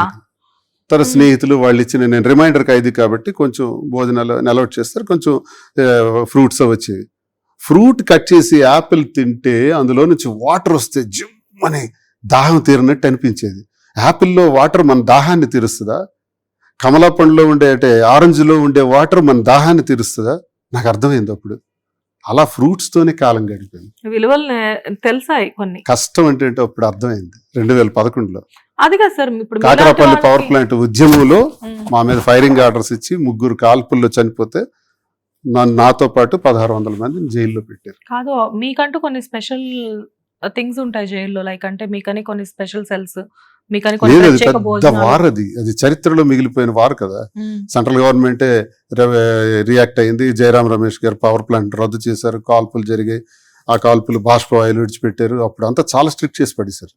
మాకు లోపల ఎక్కడ చాలా జైల్లో పెట్టారు. ఒక జైలు కాదు, Srikakulam jail, Narasannapeta jail, Ichchapuram jail scatter చేసి పెట్టారు. అందులో మరి ఇంకా అవన్నీ ఎక్స్పెక్ట్ చేయడానికి లేదు ఆ రోజుల్లో. అందులో అపోజిషన్ నన్ను ఎవడు పట్టించుకుంటాడు? All parties, all leaders power plant support, నేను ఒక్కడనే పబ్లిక్ సపోర్ట్. నన్ను ఎవడు పట్టించుకుంటాడు?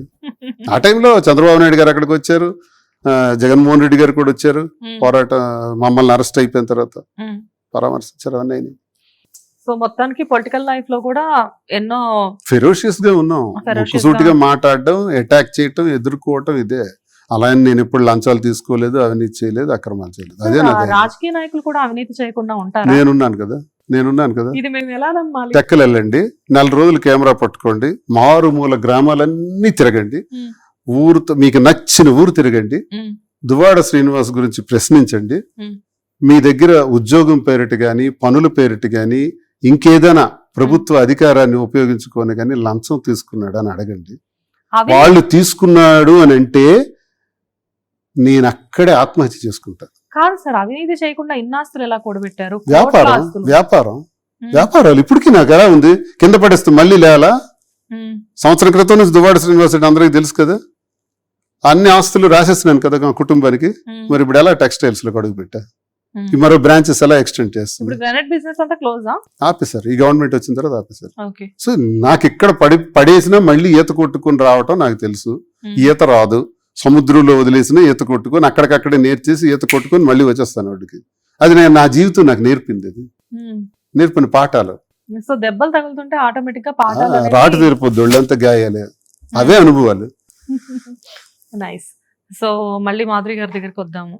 జీవితంలో ఎన్నో ఎదుర్కొన్న తర్వాత, ఎన్నో దెబ్బలు తగిలిన తర్వాత కొన్ని కారణాల వల్ల మీరిద్దరు ఒకటవడం జరిగింది. సో ఎలా ఉంది లైఫ్ అంటే? హ్యాపీగా ఉంది అని చెప్పి మీరు ఇంతకుముందు చాలా ఇంటర్వ్యూస్లో చెప్పారు. కానీ ఎక్కడైనా కానీ ప్లస్లు మైనస్లు ఉంటూనే ఉంటాయి. అండ్ మాకు తెలిసినంత వరకు మీకు ఎక్కడొకక్కడ కాస్త ఈగో అనేది కొంచెం ఎక్కువ అని నాకు తెలుసు. కొంచెం కోపం ఎక్కువ, ఈగో ఎక్కువే. సో మాధురి గారి దగ్గర ఈగో ఎప్పుడు చూపించలేదు? చూపిస్తుంటా. నా కోపం వస్తే చాలా కోపంగా ఉంటాను, ఒక్క నిమిషంలో కూల్ చేసి పడేస్తుంది. ఏం చేస్తారు వచ్చి సారీ చెప్పి బ్రతిమలాడి చెప్తుంది ముందు సారీ రాజా అది రాజా ఇది రాజా అంటది. నేను కరిగిపోతాను, ఇప్పుడు నాకు సారీ చెప్పంటుంది.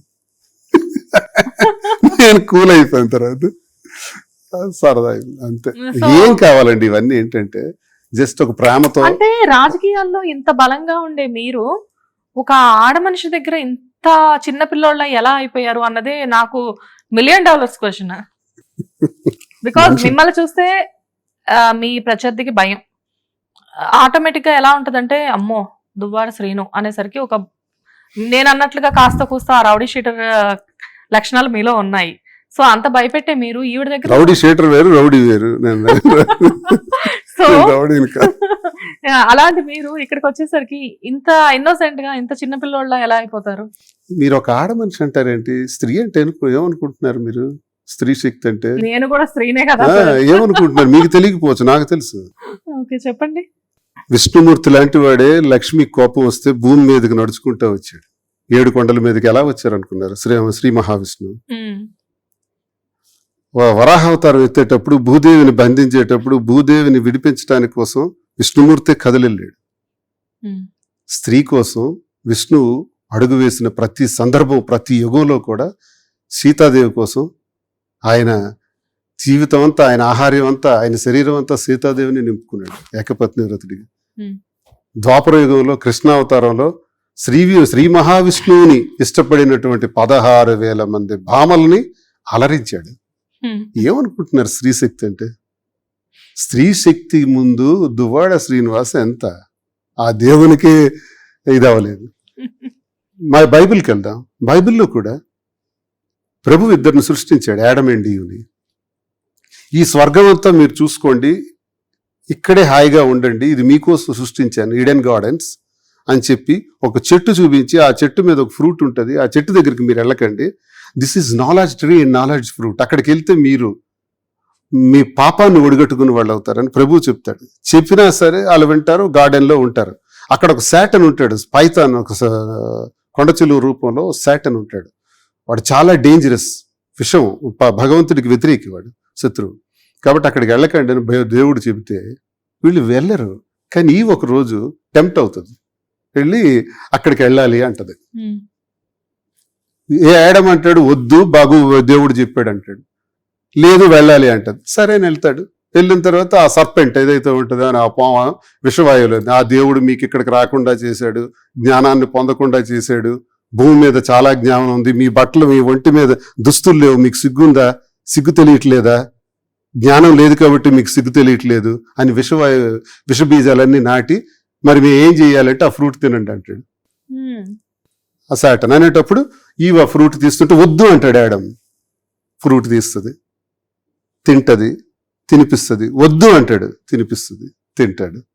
తిన్న తర్వాత అక్కడి నుంచి భూకంపం, విశ్వంలో విపరీతమైన మార్పులు వచ్చి అప్పుడు భగవంతుడు చెప్తాడు, నాలెడ్జ్ ఫ్రూట్ మీకు టచ్ చేయొద్దన్నాను, సర్పెంట్ మాటలు వినొద్దని చెప్పాను, విన్నారు, నిరంతరం ఆకలి కోసమే బ్రతుకుతారు అని ప్రభు ఆ బిడ్డలకి చెప్తాడు. ఆకలి కోసమే పాకుతారు. ఆఖరికి ఈ కష్టాలన్నీ మనిషి అనుభవించడానికి కారణం ఏంటంటే ఒక స్త్రీ తీసుకున్న నిర్ణయం. డోంట్ అండర్ ఎస్టిమేట్ విమెన్ అంటే ఒక శక్తి. ఈ సృష్టికర్త ఎవరు? విమెన్. ఒక ఆడదేనంటారేంటి? ఏంటి ఆ ఉద్దేశం? మీకు మీరు పలచన చేసుకోవచ్చు, నేను స్త్రీని గౌరవిస్తాను. స్త్రీ అన్నీ చేయగలరు, అన్నీ నడిపించగలరు. మగాడికి ఉన్నది ఏంటండి, ఉన్న శక్తి ఏంటండి? శరీర దారుఢ్యం తప్ప, అదొక్కటి తప్ప ఇంక ఏ శక్తి లేదు మగాడికి. అన్ని శక్తులు స్త్రీకే ఉన్నాయి, ఆదిపరాశక్తి. సో అక్కడ సరెండర్ అయ్యానంటారా? నైస్. తెలుగులో భగవద్గీతలు పురాణాల గురించి చెప్పారు, బానే ఉంది. బైబిల్ గురించి కూడా చెప్తే నాకు ఈ స్టోరీ తెలీదు, చాలా ఇంట్రెస్టింగ్ గా వింటున్నాను అన్నమాట. అంటే నేనేమైనా తప్పులు చెప్పుంటానేమో, మరి క్రైస్తవులు మన్నించాలని కోరుకుంటున్నాను. నేను చదువుకున్నది, నేను ఆ పాట అర్థం చేసుకున్నది. దువ్వాడ గారు మా బైబిల్ కూడా చదివారు అని చెప్పేసి ఖురాన్ కూడా టచ్ చేశాను. అవునా? దాంట్లో ఏమైనా చెప్తారా? ఒక్క మాటలో చెప్తారు ఏంటంటే, ప్రవక్త మహమ్మద్ ప్రవక్త, నేను నీకు ఎలా అయితే సేవలు అందిస్తున్నాను నీ తోటి వారికి కూడా నువ్వు అలాగే మేలు చెయ్యు అని ఖురాన్లో చెప్పబడింది. ఒక్క మాట చెప్పాలంటే. సూపర్. మొత్తానికి మూడింటిని టచ్ చేసి వదిలిపెట్టారు. చదివితే తెలుస్తాయండి. Super super. నాలెడ్జ్ అనేది బుక్స్ నుంచే గెయిన్ చేశారు. Ignorance is death, knowledge is life. Vivekananda చెప్తారు, లార్డ్ వివేకానంద. ఇది తెలుసు నాకు. ఇగ్నోరెన్స్ అనేది మోస్ట్ నాలెడ్జ్ లేకపోవడం చావుతో సమానం. నాలెడ్జ్ ఉంటేనే లైఫ్. అది మనం ఎందుకు పెంచుకోకూడదు, ప్రయత్నించాలి. నాలెడ్జ్ 3 రకాలుగానే వస్తుంది. 1 వినటం ద్వారా, 2 చదవటం ద్వారా, 3 మాట్లాడటం ద్వారా. ఎంత మనం చదవగలం, ఎంత మనం వినగలం. కాబట్టి చదవటం అన్నది ఎక్కువ కష్టం అవుతుంది, అలాగని వినటం కూడా ఎక్కువ కష్టం అవుతుంది, మాట్లాడటం కూడా కష్టం అవుతుంది. కానీ 3 మార్గాల ద్వారా అన్ని తెలుసుకోవటం సులభం అవుతుంది వీలైనంత వరకు. ఎప్పుడైనా మాదిరి గారిని కూర్చోబెట్టి కొటేషన్స్ అని చెప్తూ ఉంటారు. క్లాసులు పీక్ వదులుతా అన్ని చెప్తా. ఏమంటారు, ఎందుకు వచ్చిన కొటేషన్స్ రాజా నాకు ఇవన్నీ అంటారా? దుర్యోధనుడు అంటే ఎలా ఉంటారో నాకు తెలియదు, కృష్ణ పరమాత్ముడు అంటే తెలిసి ఎన్టీఆర్ లాగా ఉంటాడు. సూపర్ నాలెడ్జ్ ఉంది ఎన్టీఆర్ చూసాను, కృష్ణుడు అంటే ఉండి ఎన్టీఆర్ తోనే స్టార్ట్ చేస్తాను. నేను చాలా మంది తెలియదు కానీ పిల్లలకి నేర్పించాలి. భగవద్గీత, మహాభారతం, రామాయణం ఇది నేర్పించకపోతే వాడు ఐఏఎస్ చదివిన వేస్ట్. ఇది నేర్చుకుంటే ఏది చదవకపోయినా పర్వాలేదు, అంత జ్ఞానం అందులో ఉంది. ప్రతి సమస్యకి సొల్యూషన్ ఉంది. అయితే ఇది ఎలా, తను గుడ్ క్వశ్చన్ వేసింది. దుర్యోధనుడు ఎలా ఉంటాడో, ధృతరాష్ట్రుడు ఎలా ఉంటారో ఇవన్నీ తెలియదంటే అప్పుడు రామారావు గారు సినిమాలు తీశాం. రామారావు గారు గొప్ప విజ్ఞానాన్ని అందించారు అసలు తెలుగు వాళ్ళకి. ఆయన ఒక ఇనిషియేషన్, ఆయన అంటే అందుకే కారణ జన్ముడు అంటాను నేను రామారావు గారిని. ఆయన తీసిన సినిమాల్లో భీష్మ సినిమా ఒకటి, దానవేర సూరకర్ణ ఒకటి, పాండవ వనవాసం ఒకటి, శ్రీకృష్ణ విజయం ఒకటి, ఇలాంటి సినిమాలన్నీ వేస్తే అప్పుడు ఎవరు ఎలా ఉంటారో అర్థమైంది తనకి. అప్పుడు మహాభారతం చదవడం చూడలే ఎవరు ఇప్పుడు వాళ్ళకి ఎవరికి తెలుసు. దానవేర సూరకర్ణ ఎవడైనా ఎంతమంది చూస్తున్నారు, అది ఒక లెజెండ్. సినిమాల్లో అలాంటి సినిమా రాదు సార్. ఆ సినిమా మాధురి గారు చూడకపోవడం అనేది నేను చూపించాను. ప్రతి సీన్ ఎక్స్ప్లెయిన్ చేసి చెప్పాను, పాజ్ కొట్టి చెప్పి డైలాగ్ చెప్పాను. దానవేర సూరకర్ణ చూస్తే ఒక మహా గ్రంథం చదివినట్టే. అలాగే దానికి లింక్ చూడాలి. ఇంకా భీష్మ అనే సినిమా కూడా చూడాలి. అసలు మహాభారతానికి ప్రారంభం ఏంటి అన్నది భీష్మలో ఉంటుంది, రామారావు గారు నటించింది. పాండవ వనవాసం చూడాలి. ఇలా చూస్తే అది అర్థమవుతుంది. అలాగే రామాయణం కూడా ఆయన తీసిన చాలా సినిమాలు ఉన్నాయి. రామాయణంలో కూడా వాల్మీకి అనే సినిమా చూస్తే అసలు రామాయణానికి కారణం ఏంటి అన్నది అర్థమవుతుంది. వాల్మీకి తర్వాత ఇక రామారావు గారు సీతారామ కళ్యాణం ఇవన్నీ తీశారు. అవన్నీ చూస్తే ఆయన మహానుభావుడు. ఆయనకి చూస్తే ఆయనలాగే ఉంటాయి ఆ కథల్లో ఉండే పాత్రలు కూడా. పిల్లలకి నేర్పించాలి అని చాలా అద్భుతంగా చెప్పారు. ఇంతకు మీ పిల్లలకి నేర్పించాను. అప్పుడులోనే రాత్రి 9కి స్టార్ట్ చేస్తే 10:30-11 వరకు ఇదే పని. వాళ్ళకి ఇవన్నీ తెలుసు. 18 పర్వాలు మహాభారతంలో తెలుసు అని నేర్పించారు. సో రాజకీయంగా, వ్యక్తిగతంగా ఎంత బిజీగా ఉన్నా కానీ ఫ్యామిలీ విషయంలో చాలా, వాళ్ళిద్దరి విషయంలో, పిల్లలిద్దరి విషయంలో చాలా కాన్సన్ట్రేట్ చేసేవాడిని. ఎంత తిరిగి వచ్చినా సరే ఆ బుక్ పెట్టుకుని చదివి వినిపించేవాడిని. సార్ ఇప్పటికి చాలా మందికి ఉన్న డౌట్, ఇది నాకు పర్సనల్ గా తెలుసు కానీ బట్ అయినా కానీ ఆన్ ది కెమెరా అంటే ఆఫ్ ది రికార్డ్స్ కాకుండా ఆన్ ది రికార్డ్స్ అడుగుతున్నాను. ఏంటి ఇప్పుడు పిల్లల పరిస్థితి ఏంటి? పిల్లలతో టచ్ లో ఉన్నారా? పిల్లలతో టచ్ లో ఉన్నాను. పిల్లలకి నేను కాకపోతే ఎవరు చూస్తారు? నా బాధ్యత కదా, నా రక్తం నేనే చూస్తాను. అది ఇప్పుడే చాలా సార్లు చెప్పాను అన్నమాట. చెప్పారు కానీ ఈ విషయంలో అందరికీ ఒక చిన్న డౌట్ ఉంది. ఏం డౌట్ పడాల్సిన అవసరం. పిల్లలు నాన్నని వాళ్ళు ఇక్కడ ఉన్నారు, నాకన్నా బాగుంటారు. సో మంచి చెడ్డలు అంతా ఇప్పుడు చిన్న పాప మెడిసిన్, ఇప్పుడు మెడిసిన్ అయిపోయింది, పీజీకి ప్రయత్నిస్తుంది. పాపకు పెళ్లి చేయాలి, నా బాధ్యత లేవని నేనే చూసుకుంటాను. సో పెళ్లి అదంతా కూడా నేనే అన్ని గ్రాండ్ గా గర్వంగా చేస్తాను. మరి ఇక్కడ నుంచి మాధురి గారి సపోర్ట్ ఉంటుందా? ఉంటది కదా, మేము ఇద్దరం అనుకున్నాం అని. మరి మాధురికి కూడా 3 పిల్లలు ఉన్నారు కదా, అవి కూడా మేము చూసుకోవాలి కదా. మన మాధురి పాపకి ఫంక్షన్ అయితే అలా చేసాం గ్రాండ్ గా, హైదరాబాద్.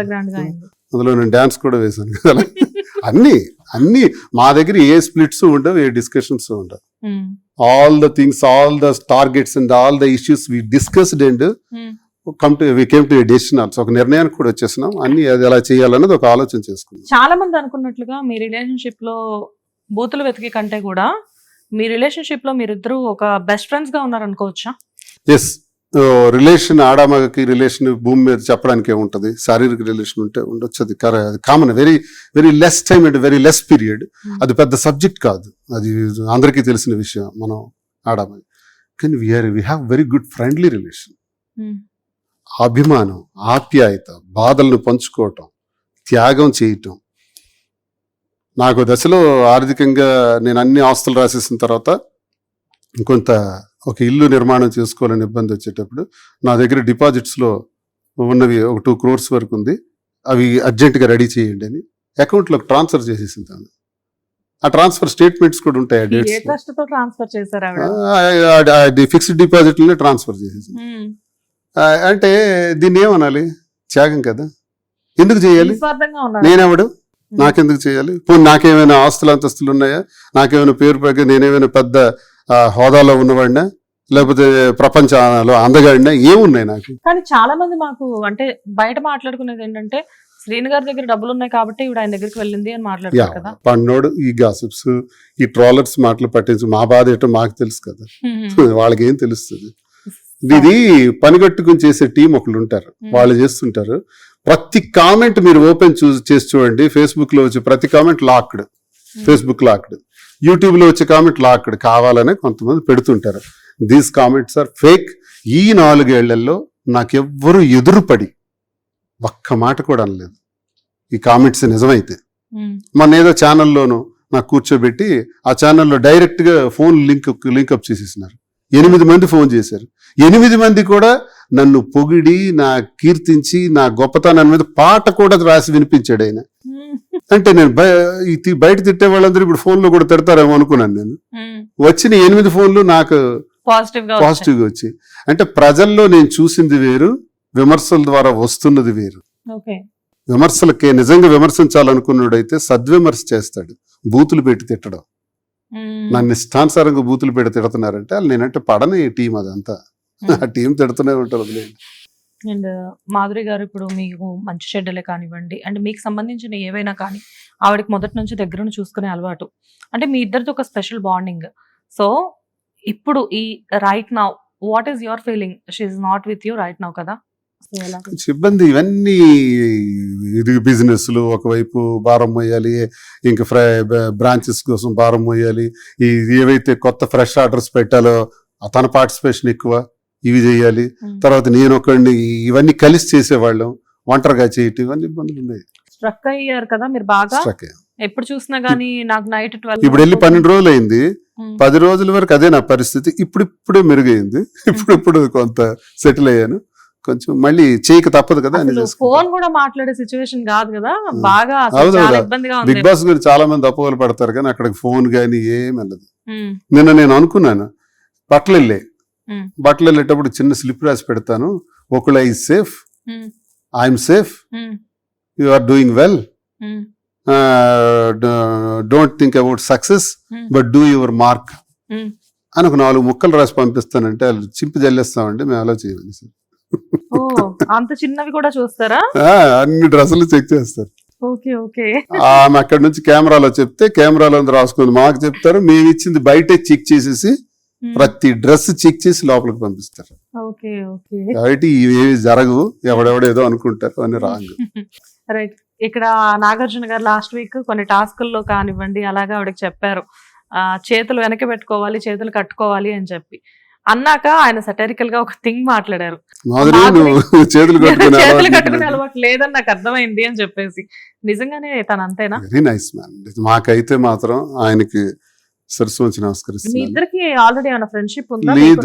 లేదు, కానీ ఆయన అంటే నేను ఇష్టపడతాను ఎక్కువ. ఎందుకంటే నాగేశ్వర గారి అబ్బాయిగా, నటుడిగా, మా శివ కదా, మా శివ సినిమా హీరో. మా చిన్నప్పుడు మేము మంచి డిగ్రీస్ లో పీజీస్ లో ఉండేటప్పుడు ఆ సినిమా వచ్చింది, ఆ ప్రభావం మా మీద ఉంటది. అదే మరి నిమ్మాడ్లో అది ఎక్కడో బ్రెయిన్ లో ఇన్బిల్ట్ అయి ఉంటుంది కాబట్టి అది వింటు శివ ఎఫెక్ట్. మా రామ్ గోపాల్ వర్మ గారు, నాగార్జున గారు, ఆ శివ గొప్ప ఫిల్మ్ అది. అలాంటి సినిమాలు మళ్ళీ రాలేదు, రావు కూడా. కాదు, మీరు పాలిటిక్స్ లో ఉన్నంత కాలం నాకు తెలిసి ఎంత సేవలు చేసినా నాగార్జున గారి దృష్టికి వెళ్ళుండరు, కానీ ఈ దెబ్బతో మటుకు నాగార్జున గారు మిమ్మల్ని, మీతో పాటు మాధురి గారిని కూడా చాలా గుర్తుపట్టారు. అది ఎంత గొప్ప సినిమా కాబట్టి రీ రిలీజ్ చేస్తున్నారు. ఇంతవరకు అలాంటి సినిమా రాలేదనే కదా దాని అర్థం. లవ కోసం రీ రిలీజ్ చేశారు, మళ్ళీ శివ రీ రిలీజ్ చేస్తున్నారు, మళ్ళీ కలర్ గ్రేడింగ్ చేస్తూ. అంటే దానిలో దమ్ము ఉంది. అది మేము ఆ తరహాలో ఆయనకి ఎక్కువ ఇష్టపడే అభిమానులు. నేను ఎన్టీఆర్ గారి అభిమాని, కానీ నాగార్జున గారిని నేను చాలా ఇష్టపడతాను. మీకు సెట్ అవుతాయి సార్ ఒక శివ, ఇలాంటి ఈ గ్రూప్ ఆఫ్ మూవీస్ మీకు బాగా సెట్ అవుతాయి, అంటే మీకు అటౌట్కి బాగా సెట్ అయ్యాయి. మీకు బాగా గౌరవించారు, మాకు తీసుకెళ్లారు, చక్కగా ఆయన చూసుకున్నారు. వెళ్ళే సలహా కూడా కోపం అయ్యారు 2-3 విషయాల మీద.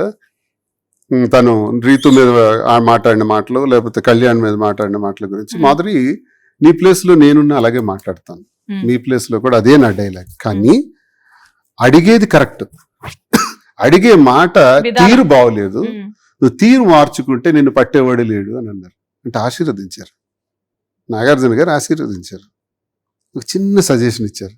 ఆ సజెషన్ వల్ల ఎంత మార్పు వచ్చింది మాధురిలో. ఒక లైఫ్ లో నేను చెప్తే వింటదో లేదో నాగార్జున గారు చెప్పినప్పటికీ అదొక సజెషన్ కింద తీసుకుంది, లైఫ్ లో చేంజ్ తీసుకొచ్చింది. ఇప్పుడు అవసరం నేను నాగార్జున బాగా మంచి సజెషన్ ఇచ్చి ఆయన ఆశీర్వదించి పంపించారు. అది సరదాగా ఆమె బాడీ లాంగ్వేజ్, ఆమె తీరుని బట్టి నీకు చేతులు కట్టుకునే అలవాటు లేదు కదా మాధురి అని సరదాగా. అంటే ఆయన అన్నమాట అక్కడ నిజమే. ఫస్ట్ వీక్ లో నేను కూడా బాగా డిసప్పాయింట్ అయ్యాను. నేను రెగ్యులర్ ఈవిడ గురించి ఫాలో అయ్యేదాన్ని. ఈవిడ ఎందుకు ఇలా మాట్లాడుతుంది, అనవసరంగా వెళ్ళేటప్పుడు ఏమో అంత గుడ్ విల్ తో వెళ్ళి అక్కడికి వెళ్ళి అనవసరంగా బ్యాడ్ అయ్యి రకరకాల మాటలు వస్తున్నాయి బయటికి, ఎందుకు ఇలా ఆడుతున్నారు అని నేను కూడా అనుకున్నా. సెకండ్ వీక్ ఆ రోజు వీకెండ్ లో అసలు ఏంటి పరిస్థితి అని చూసా. ఎలిమినేషన్ అయితే 100% జరగదు ఫస్ట్ వీక్ లో ఆవిడది. సో అనుకున్న టైంలో ఏమైందంటే నాగార్జున గారు డైరెక్ట్ గానే చెప్పారు, నువ్వు చెప్పే మాట నిజమే కానీ నీ మాట తీరు కరెక్ట్ గా లేదు, అది నువ్వు మార్చుకోవాలి అని మీరు అన్నట్లుగానే. మాట కూడా ఆడు తప్పు కానీ తప్పే లేదు, కానీ తీరు మార్చుకో అన్నారు. కరెక్ట్. నేను కూడా చాలా సార్లు చెప్పాను ఇంట్లో, కొంచెం అడిగేదాన్ని, కొంచెం మీరే అన్నారు ఒకసారి నాతో మాట్లాడేటప్పుడు, మేడం ఏంటి ఎంత స్పీడ్ మేము అనుకున్నామండి, కొంచెం భయపడ్డాం, రాను ఆవిడ తీరు మాకు అర్థమైంది అని ఒక సందర్భంలో మీరు అన్నారు. అలాగే ఆవిడతో బాగా అటాచ్ అయిపోతే అవన్నీ కామెడీ కింద సరదాగా ఉంటాయి. ఎలా అంటే బిగినింగ్ లో కొత్త వాళ్ళకి చాలా ఇబ్బంది అనిపిస్తుంది, కానీ ఇప్పుడు మేము ఒక సెటైర్ వేసినా ఆవిడ తీసేసుకుంటాం. కొత్త వాళ్ళకి ఇబ్బంది అనిపిస్తుంది, అలవాటు అయిన తర్వాత ఇంకా వాళ్ళు అలవాటు పడిపోతారు, ఫ్యాన్స్ అయిపోతారు. అలా మాట్లాడుతుంది, తీరే అంత మాట్లాడే తీరే అంత. అవును, ఇప్పుడు మేము సరదాగా అది కరెక్ట్ కాదని నేను చెప్పాను. నాగార్జున గారు సేమ్ డైలాగ్ చెప్పారు. ఇప్పుడు బాగా దువ్వాడ గారు చెప్పిన రోజులు ఆవిడకి అర్థం కాలేదు. చెప్పిన తర్వాత నేను రోజు క్లాసులు పీకుతాను, ఈ మహాభారతాలు రామాయణాలు ఇట్లా కదా.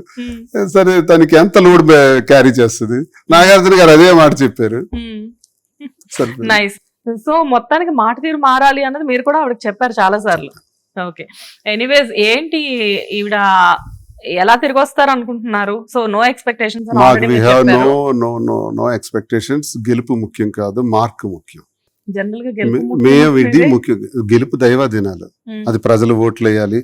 జయాపజయాలు దైవాధీనాలు అంటాం, అది ఎప్పుడు ఎక్స్పెక్ట్ చేయకూడదు. అలాగని గెలవటానికి అందరం ప్రయత్నిస్తాం, గెలవనప్పుడు మార్క్ వేసుకుని వచ్చేయమని నేను చెప్పాను, అంతే తప్ప ఇక ప్రజల నిర్ణయం. బిగ్ బాస్ కి వాళ్లే పంపారు కాబట్టి నారు పోసిన వాడు నీరు వేయకపోతాడు, అలాగే బిగ్ బాస్ పంపించిన వాళ్ళు ముందుకు నడిపించకపోతారా జనం, వాళ్లే చూసుకుంటారు. ఇండిపెండెంట్ గా మీరు పోటీ చేయబోతున్నారు కాబట్టి దానికి ఎప్పుడు మా బెస్ట్ విషెస్ మీకు ఉంటాయి. సో డెఫినెట్ గా మా దువ్వాడ శ్రీనివాస్ గారు గెలిచి బయటకు రావాలి అని మేము కోరుకుంటూ ఉంటాము. And at the same time Madhuri గారు బిగ్ బాస్ కి వెళ్ళారు కాబట్టి డెఫినెట్ గా బిగ్ బాస్ లో ఆవిడ గెలవకపోవడం పక్కన పెడితే ఒక ట్రెండ్ అయితే క్రియేట్ చేస్తారని మేము అది హైపర్ ఆది కూడా అన్నారు కదా మేడం, మీరు మీ కూర్చోమంటే కోపం, నిలబడమంటే కోపం. ఒకటి మాత్రం నిజం, 5 వారాలు ఒక లెక్క, మీరు వచ్చిన తర్వాత ఒక లెక్క. రివ్యూస్ లో కూడా చెప్పారు 8% ఉండేదంట వ్యూవర్స్, 12%కి వెళ్ళింది. సో ఎంత గెలిచి రచ్చగలవడానికి అంటే మేమన్నాం కదా, ఈ రోజు వరకు బిగ్ బాస్ ఒక లెక్క, రేపటి నుంచి మరో లెక్క అని ఆ రోజు అన్నాను. మరి 3% పెరిగింది కదా, 3 to 4% పెరిగింది కదా, అదే మా లెక్క. సో వ్యూవర్షిప్ పెరిగింది కదా. దీనికి డెఫినెట్ గా మాధురి గారు కూడా ఒక కారణం అంటారు అని ఆది అన్నారు, హైపర్ ఆది అన్నాడు, నేనల్లా ఓపెన్ గా ఆయన అన్నదే నేను రిపీట్ చేస్తున్నా. Really wonderful sir, we wish you all the best from my hit TV. Political గా కానీ పర్సనల్ గా కానీ శ్రీనివాస్ గారు ఎప్పుడు కూడా ఇలానే ఉండాలని మేము కోరుకుంటున్నాము. హిట్ టీవీ యాప్, ఇందులో short news, live news, entertainment shows, movies, digital magazines తో పాటు మీ జిల్లా వార్తలను కూడా ఫ్రీగా చూడొచ్చు.